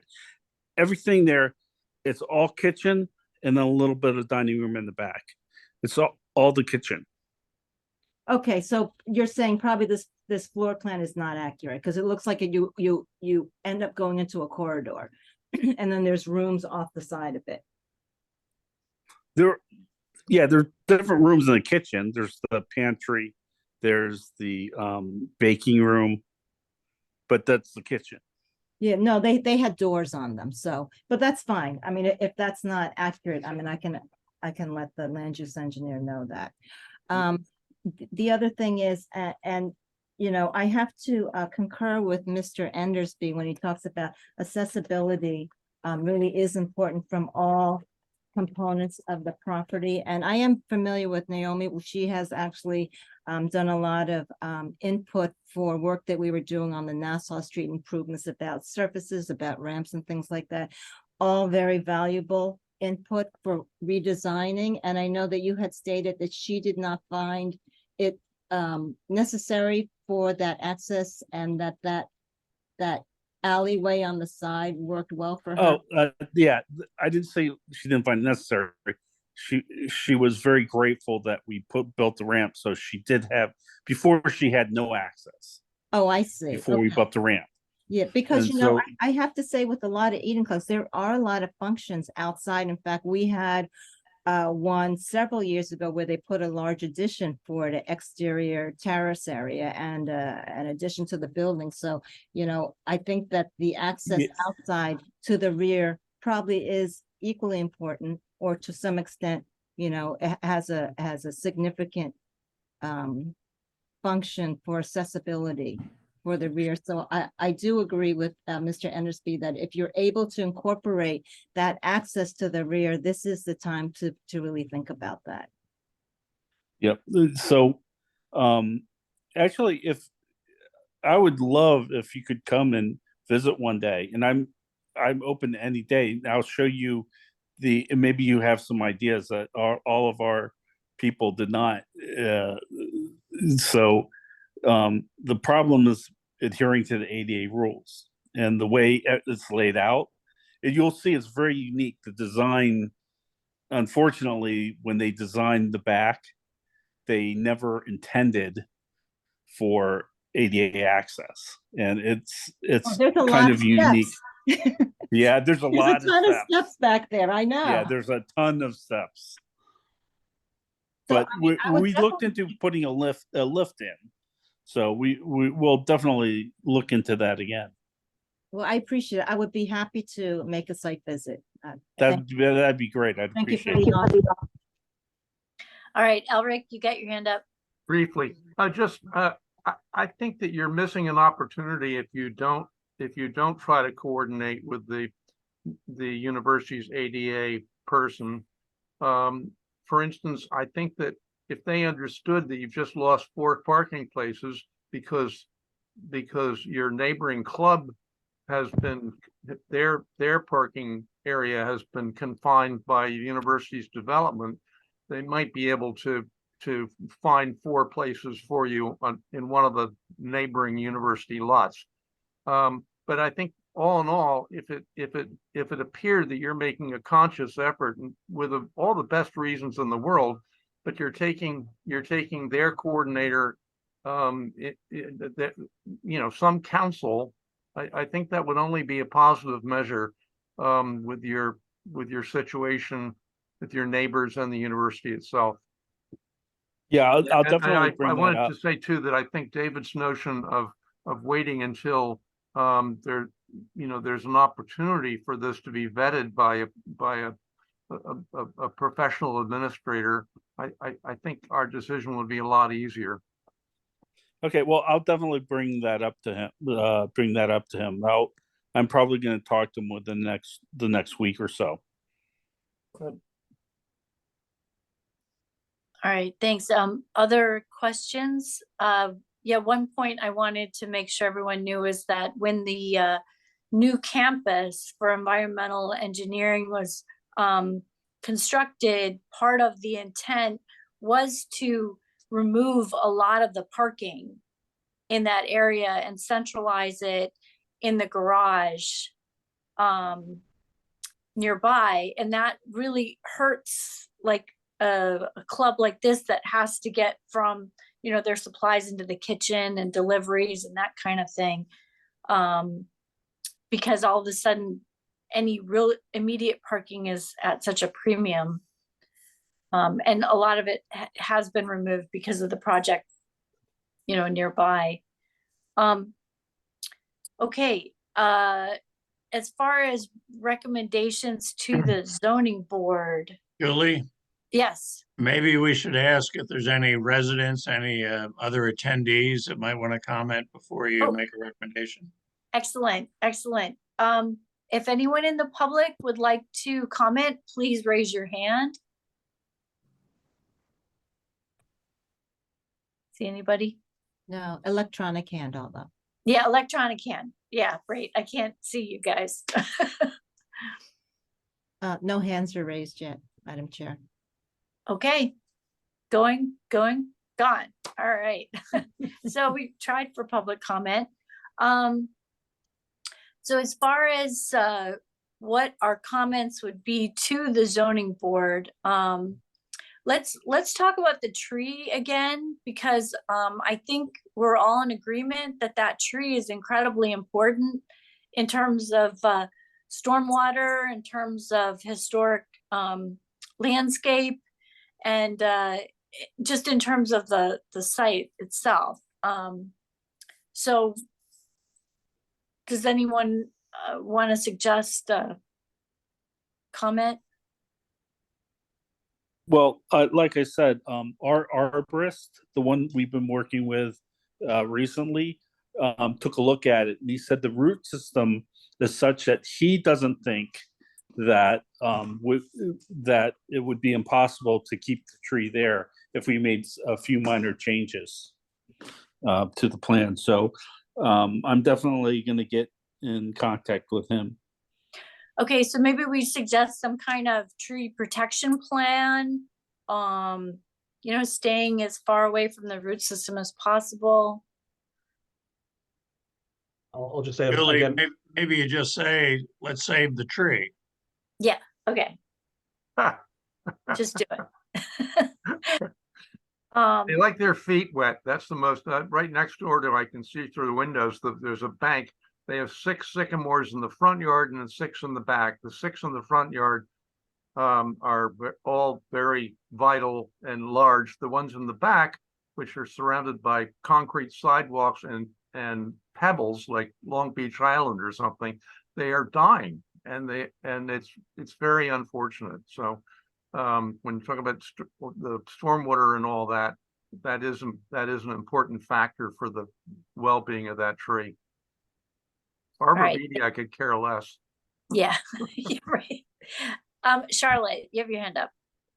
Oh, just there must be a measurement or something that can be recommended in terms of proximity to impervious surface or the roots of a tree, the such and such, whatever it is, 20 feet in diameter around the trunk, and the impervious surface shouldn't be within 10 feet. I don't know what it is, but I would think we could find that out.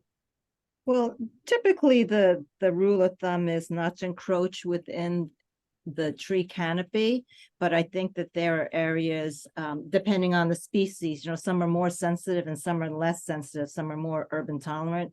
And I think maybe if there was a clause in there about, the preservation of the tree, and it should be coordinated with the municipal arborist to ensure that might help cover, that concern, to make sure that it survives. One other comment was from John, was about the roof of the elevator shaft, that which would be better, like a hip roof or a flat roof. And I was just wondering if there are opinions on that. Could we have like one drawing with elevations of both so we could compare them? So there are elevations on the plans. Let's see. A 2.0. I don't think Albert has his plans. That's why he can't see it. Would it be helpful for me to share this sheets? Obviously, we don't have a version with the flat roof, but I can share the elevation. That's what I'm wondering, if we could look at the two side by side. Yeah. Well, I can show what we proposed, but I guess someone have to draw the flat one. Perhaps we could do that as a follow-up. I mean, you could probably visualize what a flat would look like. Right, and you can see the hipped one on A 2.1, right? Yeah. In the set, and yeah, I would. And A 2.0 as well. It sort of looks like a silo on that. Yeah. Oh, good, thank you very much. I would encourage a flat Wasn't roof. at all what I was picturing. Could the flat roof have something that didn't copy but respected or gave a nod to the battlement on the tower? Or to the balustrade above that. Is that a dining room? Oh, right, yes, that would work too. Mm-hmm. I mean, you could see almost like a widow's walk sort of. Yeah. Yeah, I think the architect mentioned that. I might have missed that, sorry. Right, so are we in agreement that a flat roof would be a better proposal? Yes. Yeah. Yes.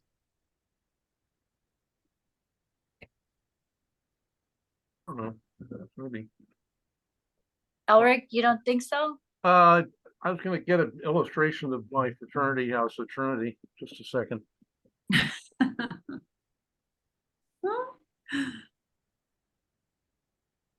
Oh, yeah, Christine, sorry. I sort of like the hip roof idea or the slope roof rather than a flat roof. I think flat, it's I too, never knew where to put these. it's too Where's the? harsh to me. Can you But see? if the flat roof had a balustrade on, Wait a second. Oh. Sorry, it's the oldest fraternity house in the country. Sorry, that's not working. But it has a turret and we added accessible, a wing to it about 15 years ago, which has a second turret and they don't really compete with each other. I thought I was gonna mind the turret more than I do. I'm a little Okay. concerned about the simulate or what's the quote about the iron fences? The wrought iron looking fence as opposed to a wrought iron fence. Is that like a milk box picket fence made out of plastic? oh no. Let me up.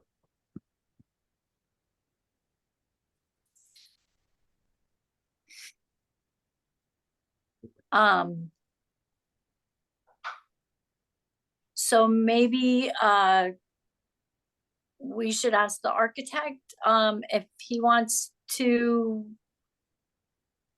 explain the different roof configurations, what the materials would be.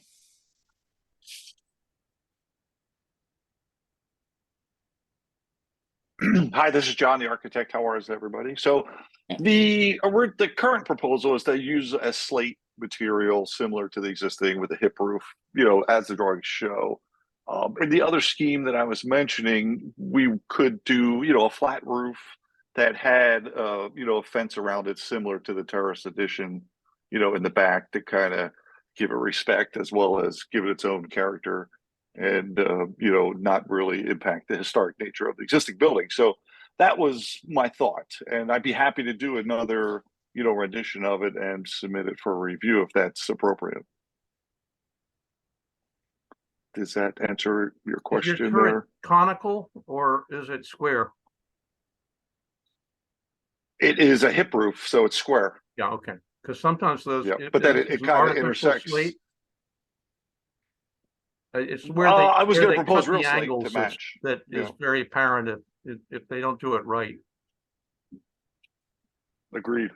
Right. Agreed. I do have a lot of concern about matching the slate, and I feel like it's a little tricky, and I feel like a flat roof might be a safer option, less noticeable. But let's see, Christine, you like the hip. Yeah, I mean, I think it's such a small little piece of the property of the building, and when you're looking head on, probably not even gonna see there, and you have to actually go onto the other property probably to see it. So it may be like splitting hairs, How about standing seam metal? We would not be opposed to that. I mean, the color is right and it would define it as a contemporary addition. Yes. Okay, that sounds okay to me. Yeah, I kind of like that because then you're not trying to match the slate.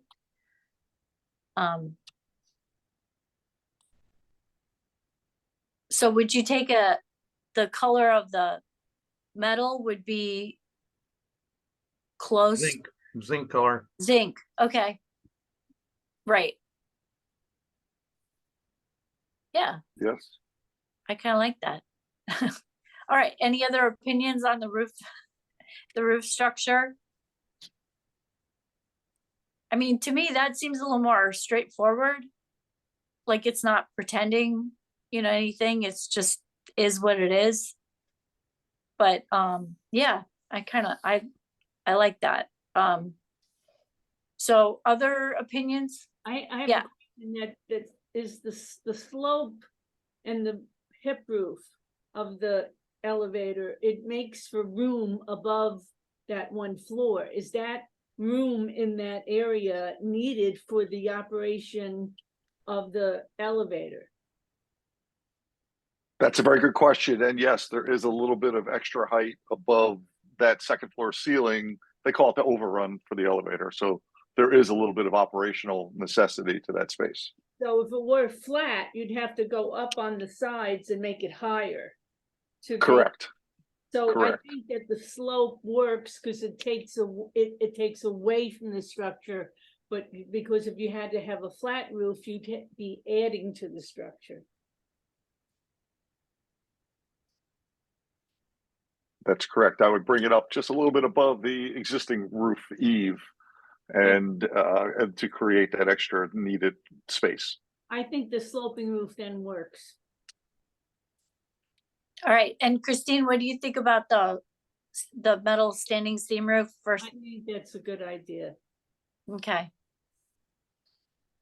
All right, are there other recommendations to the zoning board we want to include? Obviously, as a group, my sense is we're okay with this elevator. Madam Chair? Yeah. I'm just wondering, is the HPC also find the brick veneer acceptable?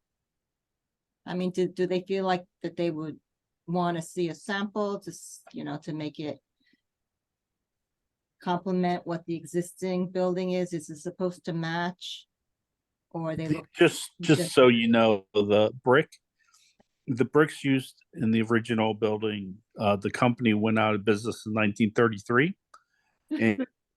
And the brick that's produced by a different company, which was made specifically to match that brick, we found. So we can provide some samples, but it's basically the same brick.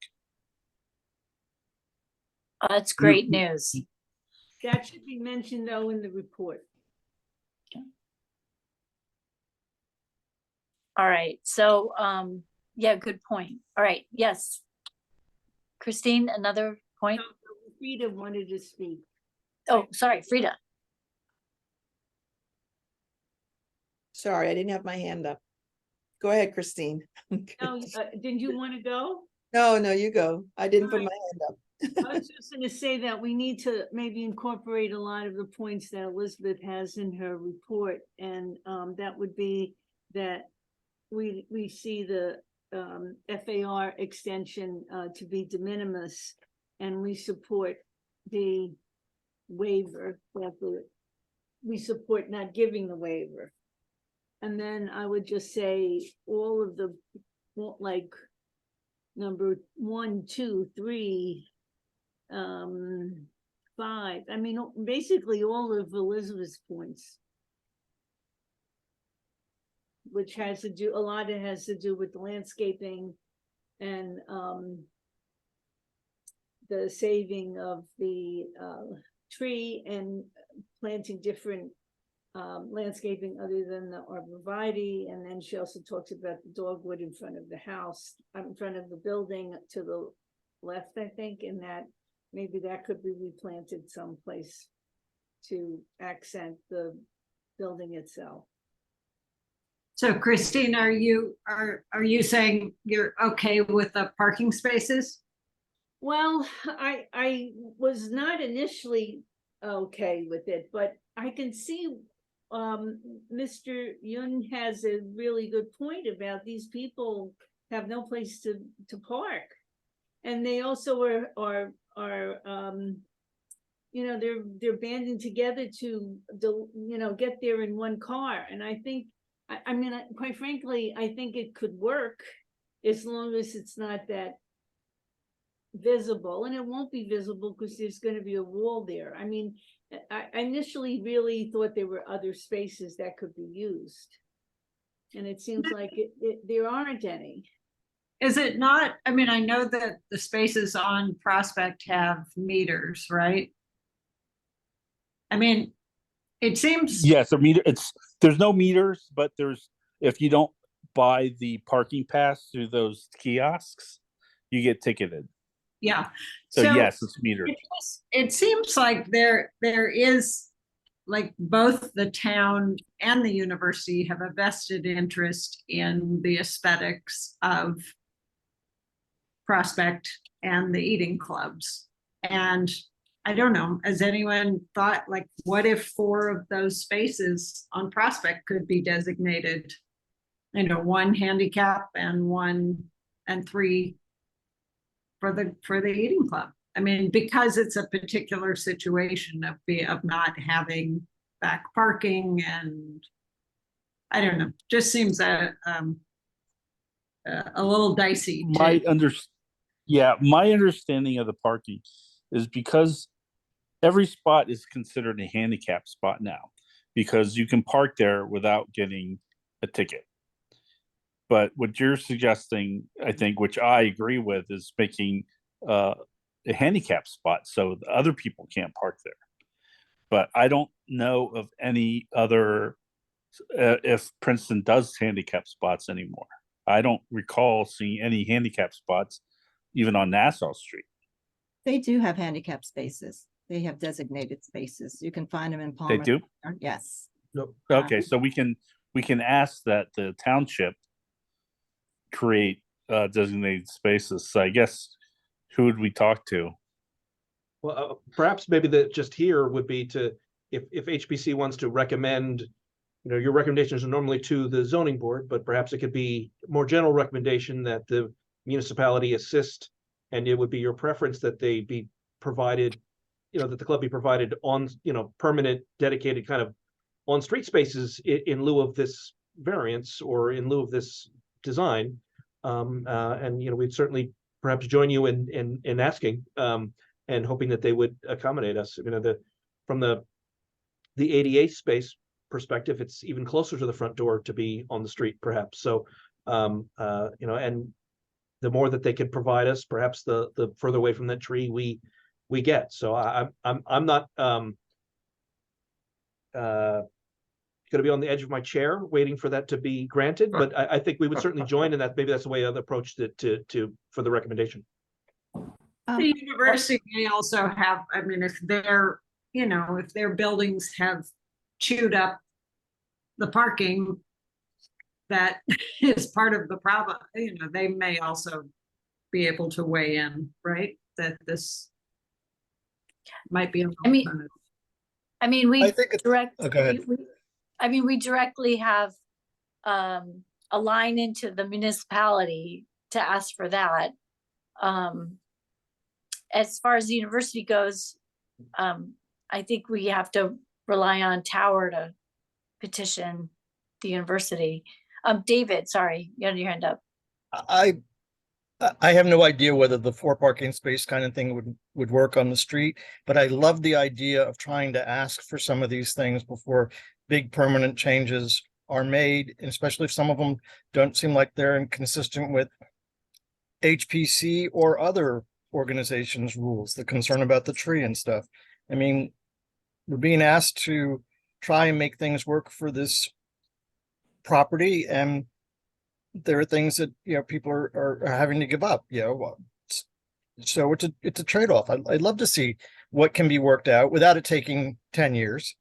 But I think that these questions should be asked, and at least then we can show that we pursued them. Right. Yeah, definitely. All right. So Ed, that's part of the memo.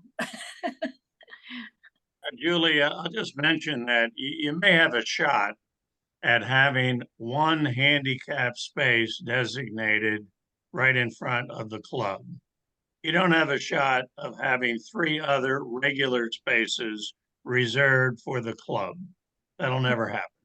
Right. So if the argument that you've heard this evening is that these folks that work there need a place to park, you're not addressing that issue at all. You might get a handicap space in 6 or 8 months, but you're never going to get 3 private spaces reserved for the club. Yeah, it's a good point. Elizabeth, yeah. And so to kind of follow on Ed's comment on that, because I didn't think that was going to happen either. I think the handicap is more feasible, but the other ones are not. I'm just wondering, I know that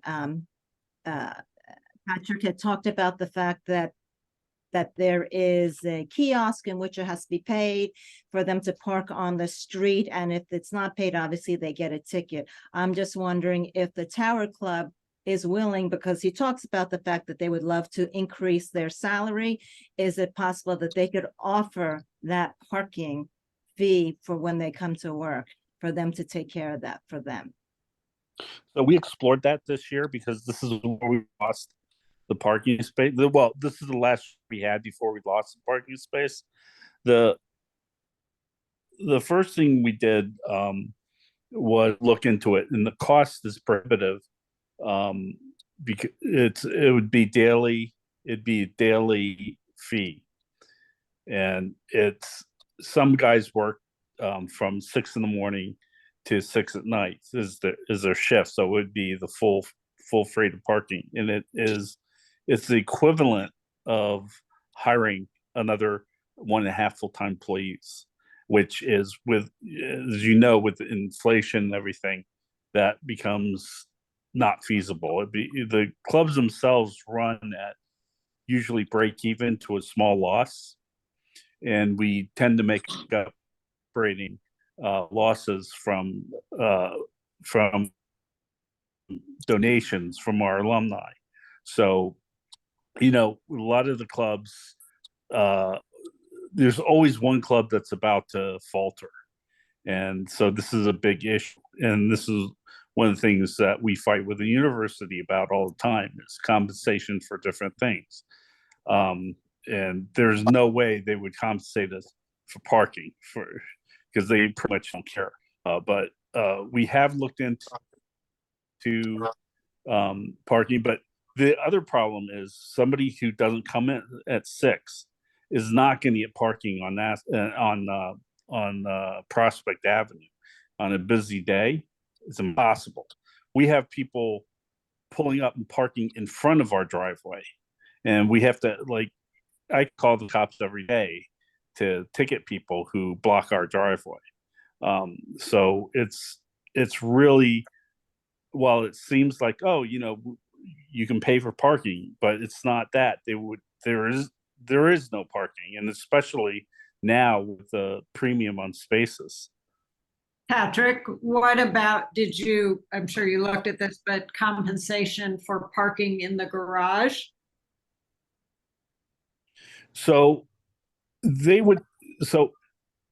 We asked about that. We asked about different types of compensation, and all the people say, well, why would we have to? They don't want to walk that far. I don't know why, but they don't. That's why they're all quadrupling up on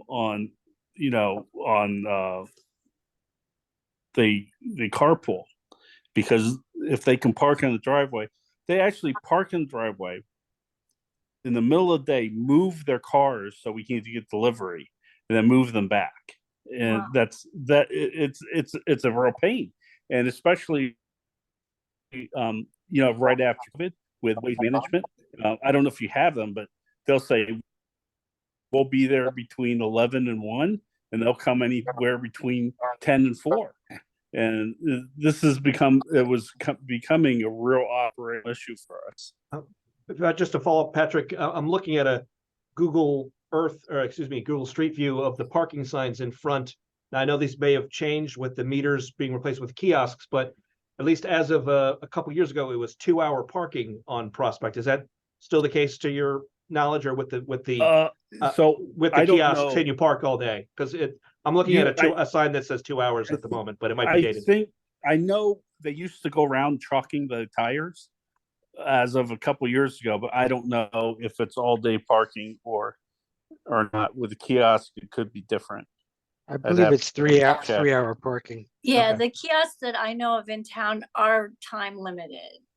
Okay, so 3-hour parking. So even if we do compensate for parking, it means every 3 hours, and that wouldn't work during lunch and dinner, right? Those are the busiest times. How far away is the garage? I'm just curious. Is it half a mile, or is it? So I would say a 10-minute walk, 15-minute walk. But I don't know. I don't park in the garages. The ones I know in town. That's pretty expensive. We do not have, our employees do not have access to university parking. And they will not give our people access for legal and liability reasons. They do not give non-employees access to their parking. Trust me, we've asked. Shirley, you had a comment? Yes, I have a question. What about people who have handicap stickers? What is their, how long can they stay there, and do they have to have any special permission? Because a lot of people have handicap stickers, and if they park at a place where there's a meter, they don't pay. Yes. So my experience, because I am handicapped, is I could park there forever and never get a ticket. I've never gotten a ticket since I've gotten my handicap placard. I've never gotten a ticket, and sometimes I'm at the club for 8 hours, 10 hours. So I would say that anybody with a placard would not have an issue.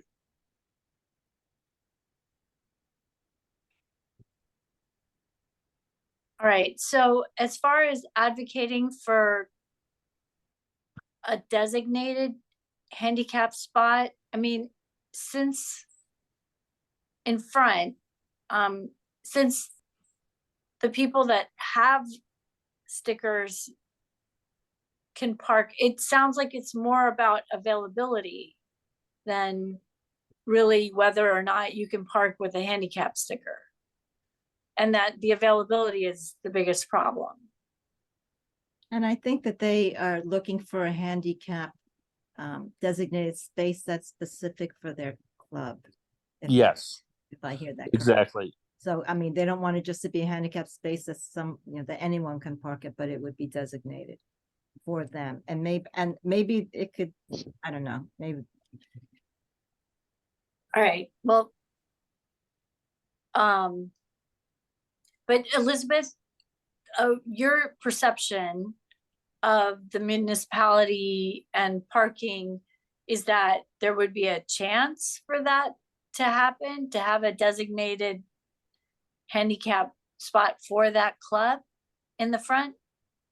Well, I think it's better chance of that than 3 non-handicap spaces for the club.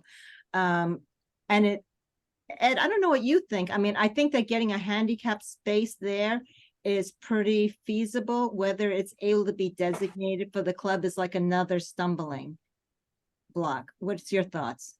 Yeah, Julie, I mean, there's one on Moran, that is a handicapped family lived in a place, they had that designated. The problem is that if somebody else pulls up with a handicap sticker on, they pull into that space. And then you have a fight between them because the people come out of the house and say, this is my handicap space. And they say, I have a medallion here and it says I can park here. And it's just an absolute mess. So, I mean, you could do that. And I think there'd be a shot at having Leighton and his colleagues approve something like that. But as a practical matter, if there's a space there and somebody with a handicap tag is cruising around Prospect, they're going to pull in there and there's the space is gone. Right, you can't say this handicap person can park here, but not that handicap person. I think the only way it could be done is if the sign specifically said it was for the, but I don't know, again, if that's gonna be acceptable, to council. That's why I asked that question, yeah. And with apologies, to add one more piece to it, but the on-street ADA spaces are not van accessible necessarily. That extra entry space wouldn't necessarily be available. You'd have to go into the traveling right away. So it wouldn't, it'd be helpful, but wouldn't be the same as the accessible van accessible ADA space. I see. So I mean, when it's van accessible, I mean, I think that there is a specific requirement to be able to park in there when it's designated as van accessibility, right? That you actually have to be a van and not a standard vehicle size. I think that that's actually true. Steve, perhaps you can speak to that. I think if you have a private parking lot with a ADA van accessible spot, that a non, you know, any tagged user could use that even if they didn't need the van. Yeah, so the van spaces can be used by anyone. They're not restricted to vans. The way the counts work is when you get to a certain number of ADA required stalls, a certain number have to be van accessible. But any stall can be utilized by an accessible individual. Okay. All right. Julie, I think the commission just has to give a recommendation on the 4 parking spots in the front. I mean, you could say we would prefer to have a handicap space designated on Prospect and maybe just 3 regular spaces, but it's proposed to be 4, and I think the commission's got to either recommend or not recommend that. Right. All right. Well, given the complications of parking on Prospect, I feel like, personally, I feel that recommending this is a reasonable thing. Are there other comments or, yeah, Eldrick? Just that the circumstances for this particular club without access to that secondary road in the back means that it's a special case and you're not opening up to have all the clubs in the same situation. If it were up to me, I'd make it a one-way street with diagonal parking. Shirley and I remember when Nassau Street had diagonal parking, you could get a lot more cars on that Right. boulevard and less traffic at the light at Washington, but it's not up to me. All right. So are there other comments or suggestions? I'm looking for hands. So but I feel like the consensus is that we are recommending this project as presented. You know, with the conditions that we talked about with the tree and the roof being a standing seam metal, and what else? I think and the landscape recommendations that Elizabeth had in the memo. And the parking. In the parking. Right. And obviously the brick, matching the brick with the brick that matches the building, that perhaps can get reviewed. Yeah, Christine. When does this go to the zoning board? Is it Next Wednesday. Oh, so it's, oh boy, okay. Was there also a comment about that, that drainage waiver? Was there a position on that they felt that it was important, or they supported the waiver? I know that there was discussion about it. Elizabeth, I mean, respectfully, I don't think that really goes to an HPC issue. It's a whole different issue that the engineers are going to discuss and not discuss. But I mean, the drainage really has nothing to do with the ambiance of how this building will continue to fit in or not. So I don't think you ought to comment. Let the engineering people and Ryan and his people talk it out with the engineers at the zoning board. Okay. Well, and then they may have more updated information at that time, so. Right. All right, anything else? I've got it all. I've got it all, Julie. Okay, do we need to have a vote or anything, or? Yes. Okay, so is there a motion to recommend these things for our memo to the zoning board? So moved. Oh, thank you, David. I see Elric is seconding, I think. Yes. Yep. I don't know how to do the button. Oh, okay. That's okay.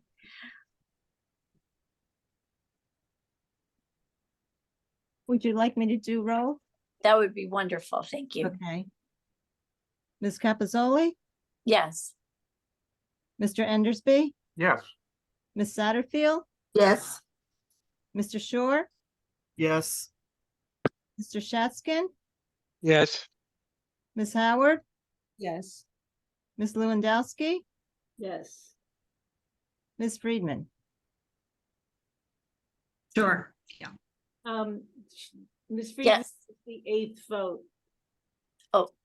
Is it, do you need my vote?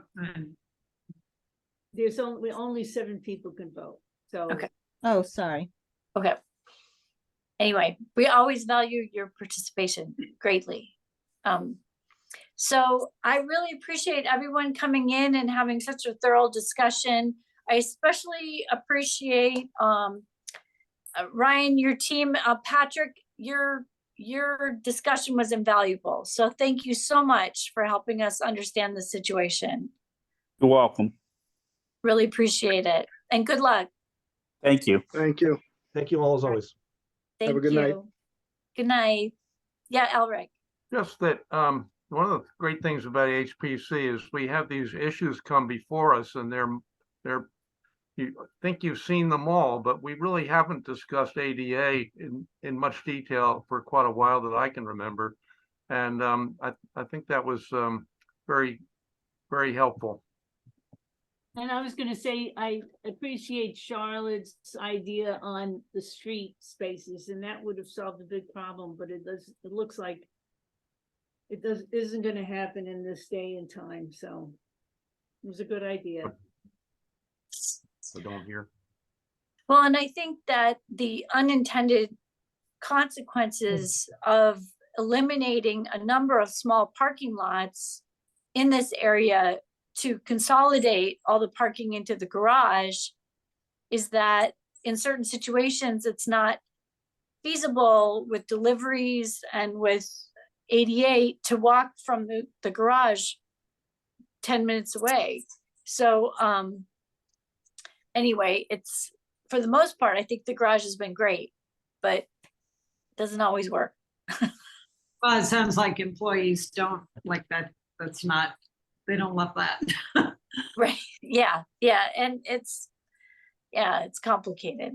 I was So- thinking, if they have a 12-hour shift, they don't want to add 20 or a half hour to walking when they're gonna be, and maybe they have to punch a time card. They want to be close. Right. It's very true. Okay, so we have some more things on the agenda, not a lot, but we do have the Princeton Master Plan. And again, anyone in the public, Bye, 60 hey Leighton, bye Ed, Thank you. thank you. And for the public, 66 Lee Avenue will be coming back in September. So with the master plan, Christine, did you want to talk about that? Yes, oh God, we're meeting again twice a week. And working when other days we're not meeting, so we really are doing a lot of work on it. And what we're trying to do is to we had a long list, they don't like the long list of proposed future, designations. So if it's on a national register and it's protected in some way, we're sort of putting that at the end and saying this will be looked at in the future. We have some things that Elric just gave us that I didn't even get a chance to read yet in the form of an email today, I believe. And I'm working on the section of the master plan on buffer zones. I kept on delving and found out that it's been eliminated for the most part. In the ordinance, it doesn't have the sections. So Right. reading the ordinance doesn't understand why that's there in the first place. And I don't know how it got eliminated. I kept it in when I was working on the ordinance in 2014. So I don't know what happened. I think the state historic historic preservation, the state decided not to go with buffer zones because they that's- criticized our ordinance saying that we should take them out. But the point is that if it were in it the way it was originally, it would be understood. The thing is somehow, I don't know how, it refers to it, but then it doesn't give the standards, which are less standards than for in a district. And that for some reason isn't in the ordinance. I don't understand. Like, Well, whether somebody hit a button on their, on their keyboard and it went away and nobody noticed. I really mean it. It might be that bad. Well, I do think that when they looked at our CLG status, they said the historic preservation ordinance should not have buffer zones designated. That's from Andrea Tingy. But that's also because you're looking at an ordinance that doesn't have any definitions or standards because they were eliminated. Right, But- so the reason that Andrea said that is because she said she didn't understand how it was regulated. And Christine, after she looked into it, she understands why she didn't understand it, because there's a section of the ordinance that's not in there that it refers to, but it's not there. It has to do with the buffers. So can Somehow we it's missing. advocate for that to get back into the ordinance? Well, I think that we could provide it. I think we could probably provide it to SHPO for them to look and say, oh, somehow this was missing, but this was intended to be part of it. And then they could review it that way. If everyone felt like that should remain, but Christine is going to be searching for it so we can look at what it is that's missing. I found a paper copy. Oh, okay, good. But the thing is, what do we do about the master plan? Do we leave it in or take it out? Well, I think that you want, well, what you had said to them is that you were going to explain it. So she was working up a general definition of what the purpose was, and now she's going to include the section that's missing so they understand how you regulate historic buffers. And then I think we'll also write in there that this is probably the reason that SHPO questioned the need for buffers, because they didn't have that part of the ordinance that was left out. Okay. So I don't know. We have a meeting tomorrow morning, so we'll talk about it more. So I don't know, maybe is David still here? Oh, yeah. And Roger want to add to that. Well, there's not much to add. It's a little bit problematic to be talking about something that's not in our ordinance, and there's a lot of explaining to do that someone without background in the situation is not going to want to deal with. Basically, my sense. So we'll have to think of some strategy to deal with it. Whether it's a memo that goes with the submission, or I'm thinking off the top of my head. But we'll have to chew it over tomorrow, just figure it out.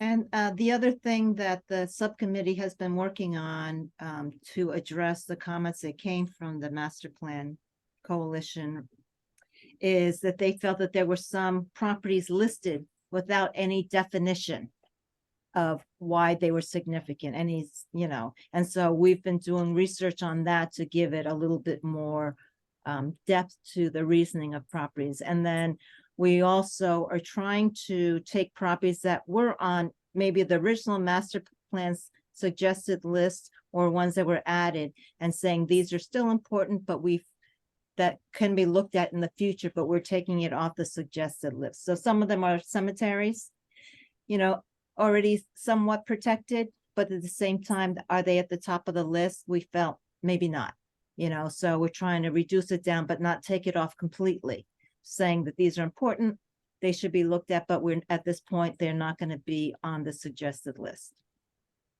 Okay. We really appreciate all the time and effort. This is a big push to get all this done. It's a lot of work.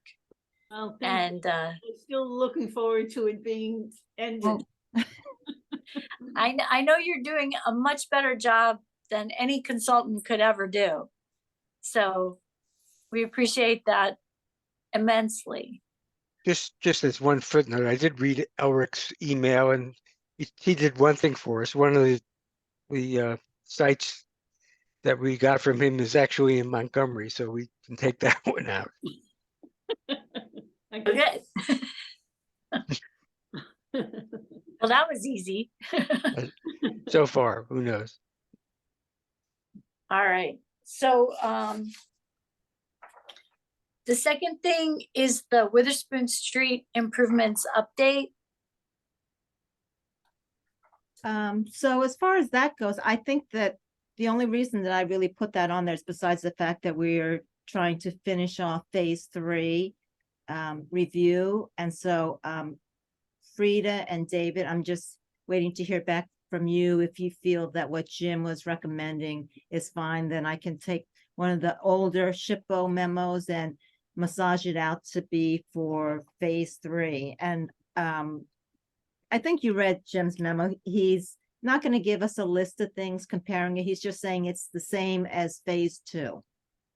So I'll read his email later tonight and get back to you. okay, that's great. And the other one was to do with the street signs. And I think maybe Leighton can talk to us about that coming before the neighborhood meeting. I had showed him the one that I had here of John and Lytle Street to he and Shirley, and they really love that vintage sign. And they were really encouraged to replicate what was no longer there. There were actually, when I drove down the street, there are a few still on the corner of John Streets. I see, a few of them there. They have different finials, but they all seem like the metal.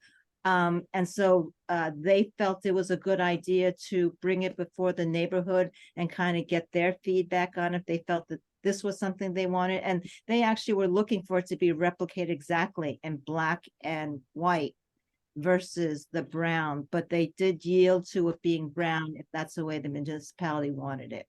But they felt that it was important history, that it's something historic that's already there, and it's something that's worth replicating. So Leighton, maybe Thank you. Shirley want to talk about it. Leighton? I'll say something afterwards. Hi, everybody. Yeah, listen, I'm no rocket scientist, but I've listened to Eldrick, I've listened to David, I've listened to Roger, Charlotte, I've listened to everybody, Christine here, and Frida, and it's clear to me that, if you have history that you can look at in the way of a sign, it seems like it's a no-brainer that we would want to replicate what's already and what has been there that we can see. But again, I did say, I'm a native son of the neighborhood, but there are a lot of people now that live here. And if the HPC board and most of the members of the community thought that the brown and white signs made a better presentation, I would yield, readily. But again, it seems to me that if we recreate the history and we can see it here, that might be the way to go. But again, I'm open to any suggestions. Come on, Bullard. Sorry about that. Oh, okay. When we went down to see I just had a praise when I saw it. With the She wanted it for her garage. Yeah, I said, no, that's going to go in a museum. But I'm looking to see for others. I don't know where others are, but just the thought of having that black and white sign in our community to represent what used to be is just wonderful. And I agree with Leighton. If you're going to make it brown, that's fine, but I'd rather have it black. And also, since we're talking about the signs and the streetscape, let me tell you that these sidewalks that they're putting down are wonderful. I can't get in my house a lot of times because all of these trucks are all over the place, but I need to let you know the sidewalks are wonderful. And they started at Birch Avenue. It looks like they're going up instead of coming down, but they're now around McLean Street, and I couldn't get in my driveway today, but that's okay. But it's coming along. But yeah, thank you all. Well, you could thank Frida because Frida came up with that idea. Thank you, Frida. Yeah, That's so much. that was her idea. When Thank Shirley, you for that idea. when Shirley was talking, it was maybe, I guess, because it had to be August, because I think Bailey was here a couple years ago. During this month, Frida, in front of Shirley's house, Jim That's right. Purcell had brought the bricks and laid them out with the exterior outside on toward the curb. And Frida, we owe you a debt of gratitude. It was good. All of you, the plan is working out, and please come to Lee Avenue and walk up the street. It's beautiful. It really is. I've seen it. I've seen it. Nice. But I just wanted to say something about the brown signs, and I know Shirley and Leighton nostalgia and wanting the neighborhood to look, the way it was. But any stranger driving through a different town, if you see those brown signs, it's a historic area. Okay. So I know you guys have always talked about treating the rest of the historic districts different from the Witherspoon Jackson neighborhood. I think it makes sense to bring in those brown signs because it will show that a neighborhood is designated as such. Now, what you could do is, if there are some establishments, maybe, and I don't know how this works with the township, but maybe you can have the black and white signs put in certain places, I don't know, or somewhere that everybody can see it. I don't know, but I think you don't want a stranger driving through town to not know that the Witherspoon Jackson neighborhood is a historic district. Gotcha. Thanks. Well, it's a situation similar to the parking on Prospect. It's not in our hands entirely. I mean, there are state DOT standards based on the federal standards for signage that the municipality has to deal with. That's why all the signs have now changed to the new, I forget what the typeface is. It's a uppercase then lowercase. Yeah. Federal Helvetica or something. That's not quite right, but there's a font that's universal now for its readability, which is actually pretty good. That might change because on the sign that Elizabeth has, they're all uppercase letters. Yeah. Right. I think that they were talking about, they would like to continue to see that uppercase, even if it was brown and white. So that's. Yeah, I see, like Roger was saying, I don't know if they have a choice there because with street standards, there may be overriding like codes that designate what the readability of a sign looks like. I think that that's true if you're on the state road, but none of these are on the state road. And I think that it might have been just that the town was trying to be consistent, because I know that there was a discussion a while back whether they wanted uppercase, lowercase, mix or whatever. But that's easy to find out.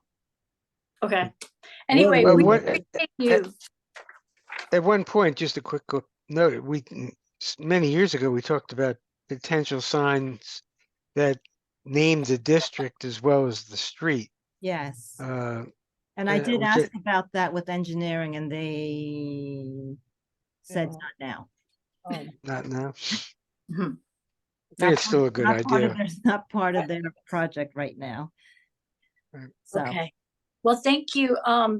Also the HPC retreat. Okay. A new list is going out, which is going to be Mondays, starting at 4 to 8. So it'll be a doodle invite. So please look at that. There are less days. It's going to be starting within 2 weeks because if it's next week, it's too early. So in 2 weeks will be the first date on a Monday. But we have a few days off. I think there's Passover that falls into a Monday. And then there's Columbus Day, which we're not off, but I did note that's Columbus and Indigenous Day too. So for people to note if they can't make it, but it's from 2 weeks from now until the week before Thanksgiving to give a time, but I'd love to be able to do it in October if possible. because I'd hate for it to get so close to the end of the year. Can we Okay. have an in-person retreat? Yes. In And the, in the, I know that you offered your tavern Yeah, I did. versus our community room, which might be nicer. No, I understand.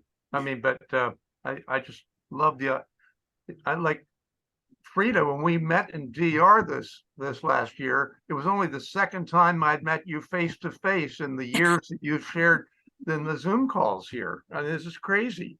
Yeah. And there's so many times when, we are a band of sisters and brothers here. And I miss the small talk. Mhm, mhm. Perfect. So yeah, look for that doodle poll or whatever it is. Yeah. So as far as public comment goes, is there anyone from the public? There Who is, wants- there's one person in there. So Okay. if that person would like to speak of anything, please electronically raise your hand. This is the time.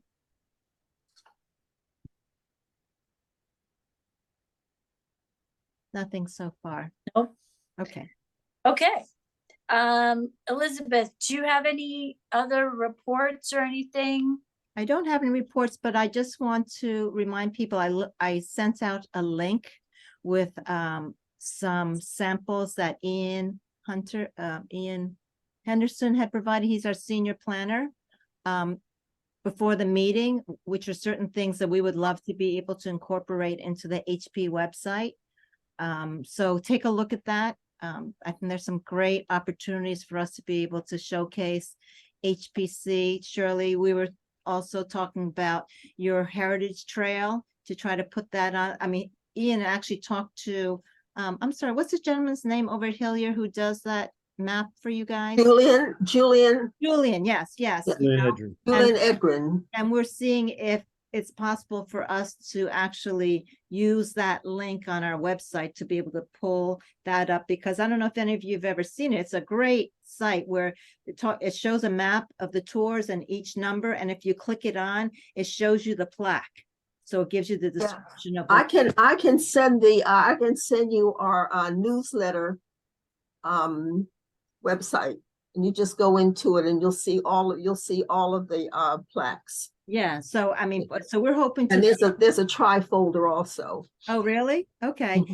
Well, we're hoping to maybe incorporate that into the HPC website, to kind of highlight that. Oh, good. And that's Thank you. for, in addition to just the history of Princeton, the historic preservation work that's being done. I mean, maybe put up some of the work that we did for the Stony Brook Bridge, just to showcase all the things that HPC has been working on, and maybe even start to work on the individual historic districts and add certain things about that. Hey, Leighton, you gotta go.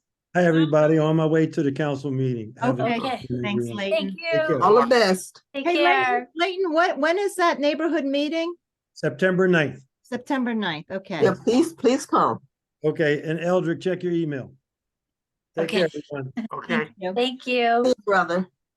And so again, I encourage you to look at that website that he had 3 examples, which are really great. And I think it's a good way for HPC to showcase themselves. Yeah, We speaking of, have, I'm sorry. you can go We first. have Shirley. some plaques that aren't up yet because the one that's on Spring Street, we can't find a place to put it because it'll be on a streetscape. So we have to see how we can get that on. We thought we could put it on a building, but there's not enough room. And the one at La Hare's that goes up for the Citizen, I don't know whether the gentleman knew that we were putting it up there, but he now has a plaque there where we were going to put the sign. So we have to, so Hillary is going to talk with the owner and see where we can put the one for the Citizen on that building. So there are a couple that aren't up yet because of the streetscape. And the one on Griggs Corner for Mr. Griggs Restaurant, we can't put that up until Zinder does his building, and that's going to be forever. And that's, we want it someplace, and they changed the name. It's no longer called Griggs Corner. They made a little sign that says Griggs Lot. So we really need to get that sign up so we'll know that it is a corner that belongs to Mr. Griggs. He was so proud of that, Mr. Yeah. Griggs. You remember Mr. Griggs, right? Yeah, of course I do. Of course I do. I don't know when that building's going up. I think. Yeah, it's- see, that's the problem. And we need it up. And the house and where Elements is, that's where Mr. Griggs's house was. Yeah, That's I where know. Mr. and Mrs. Griggs lived. Hmm. And she was my first grade teacher. Yeah. And So we need to get Miss- that up. Miss Griggs, who taught at Valley Road later on, his daughter, Yeah. Bernetta, Uh-huh. Well, Shirley, named, of course, for her father. Yes. you were copied by John Heilner asking about that plaque for the citizens. Yeah, I know. He had, there are three people who gave money for that plaque.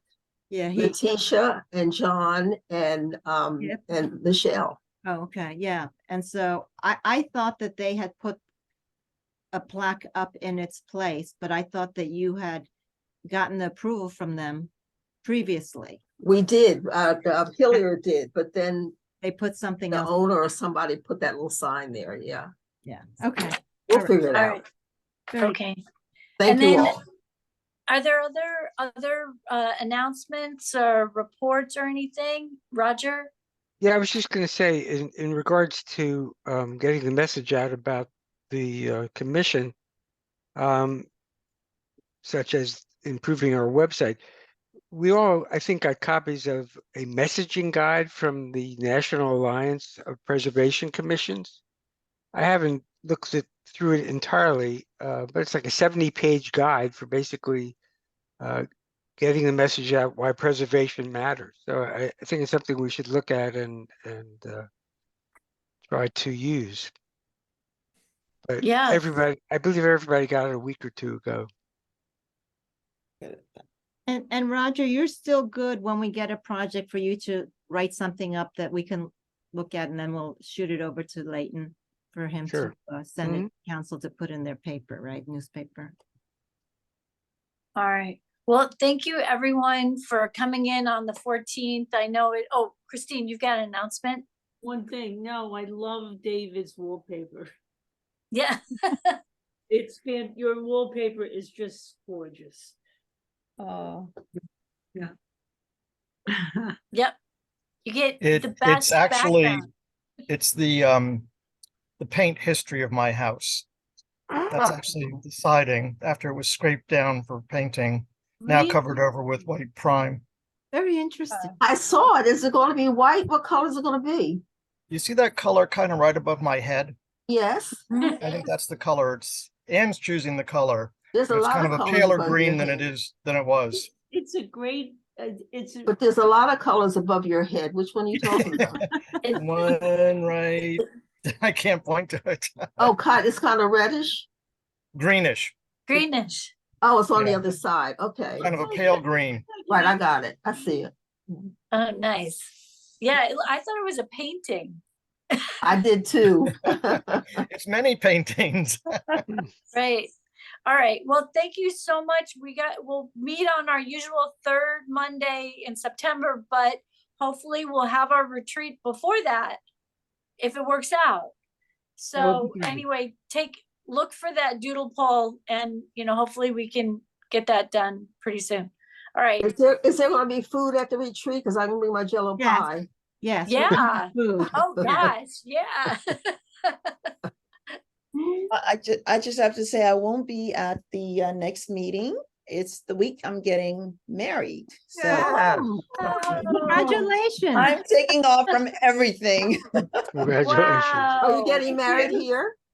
No, in Stockton, New Jersey. Oh, that's At a beautiful. winery. Yeah. Yes. Beautiful. Beautiful. Yeah, I know where that is. Yeah. Well, Yeah. congratulations. We'll miss Yeah, you. congratulations. congratulations. You'll come back smiling. I will. She's already smiling. She's Smiling happy. now. Yeah. Pretty happy now. Congratulations. All right. Well, thanks everyone. Thank you. Bye. All right. Good No night. motion to, Bye. no Oh, motion there's- to, Adjourn. don't you need a motion? Yes. I so move. I Okay. second. Okay, thanks, Shirley. All right, in thanks, favor. everyone. Really Be appreciate blessed, it. everybody. Thank Bye-bye. you. Thank you all. All right, Bye-bye. thank you. Bye. All right. Out.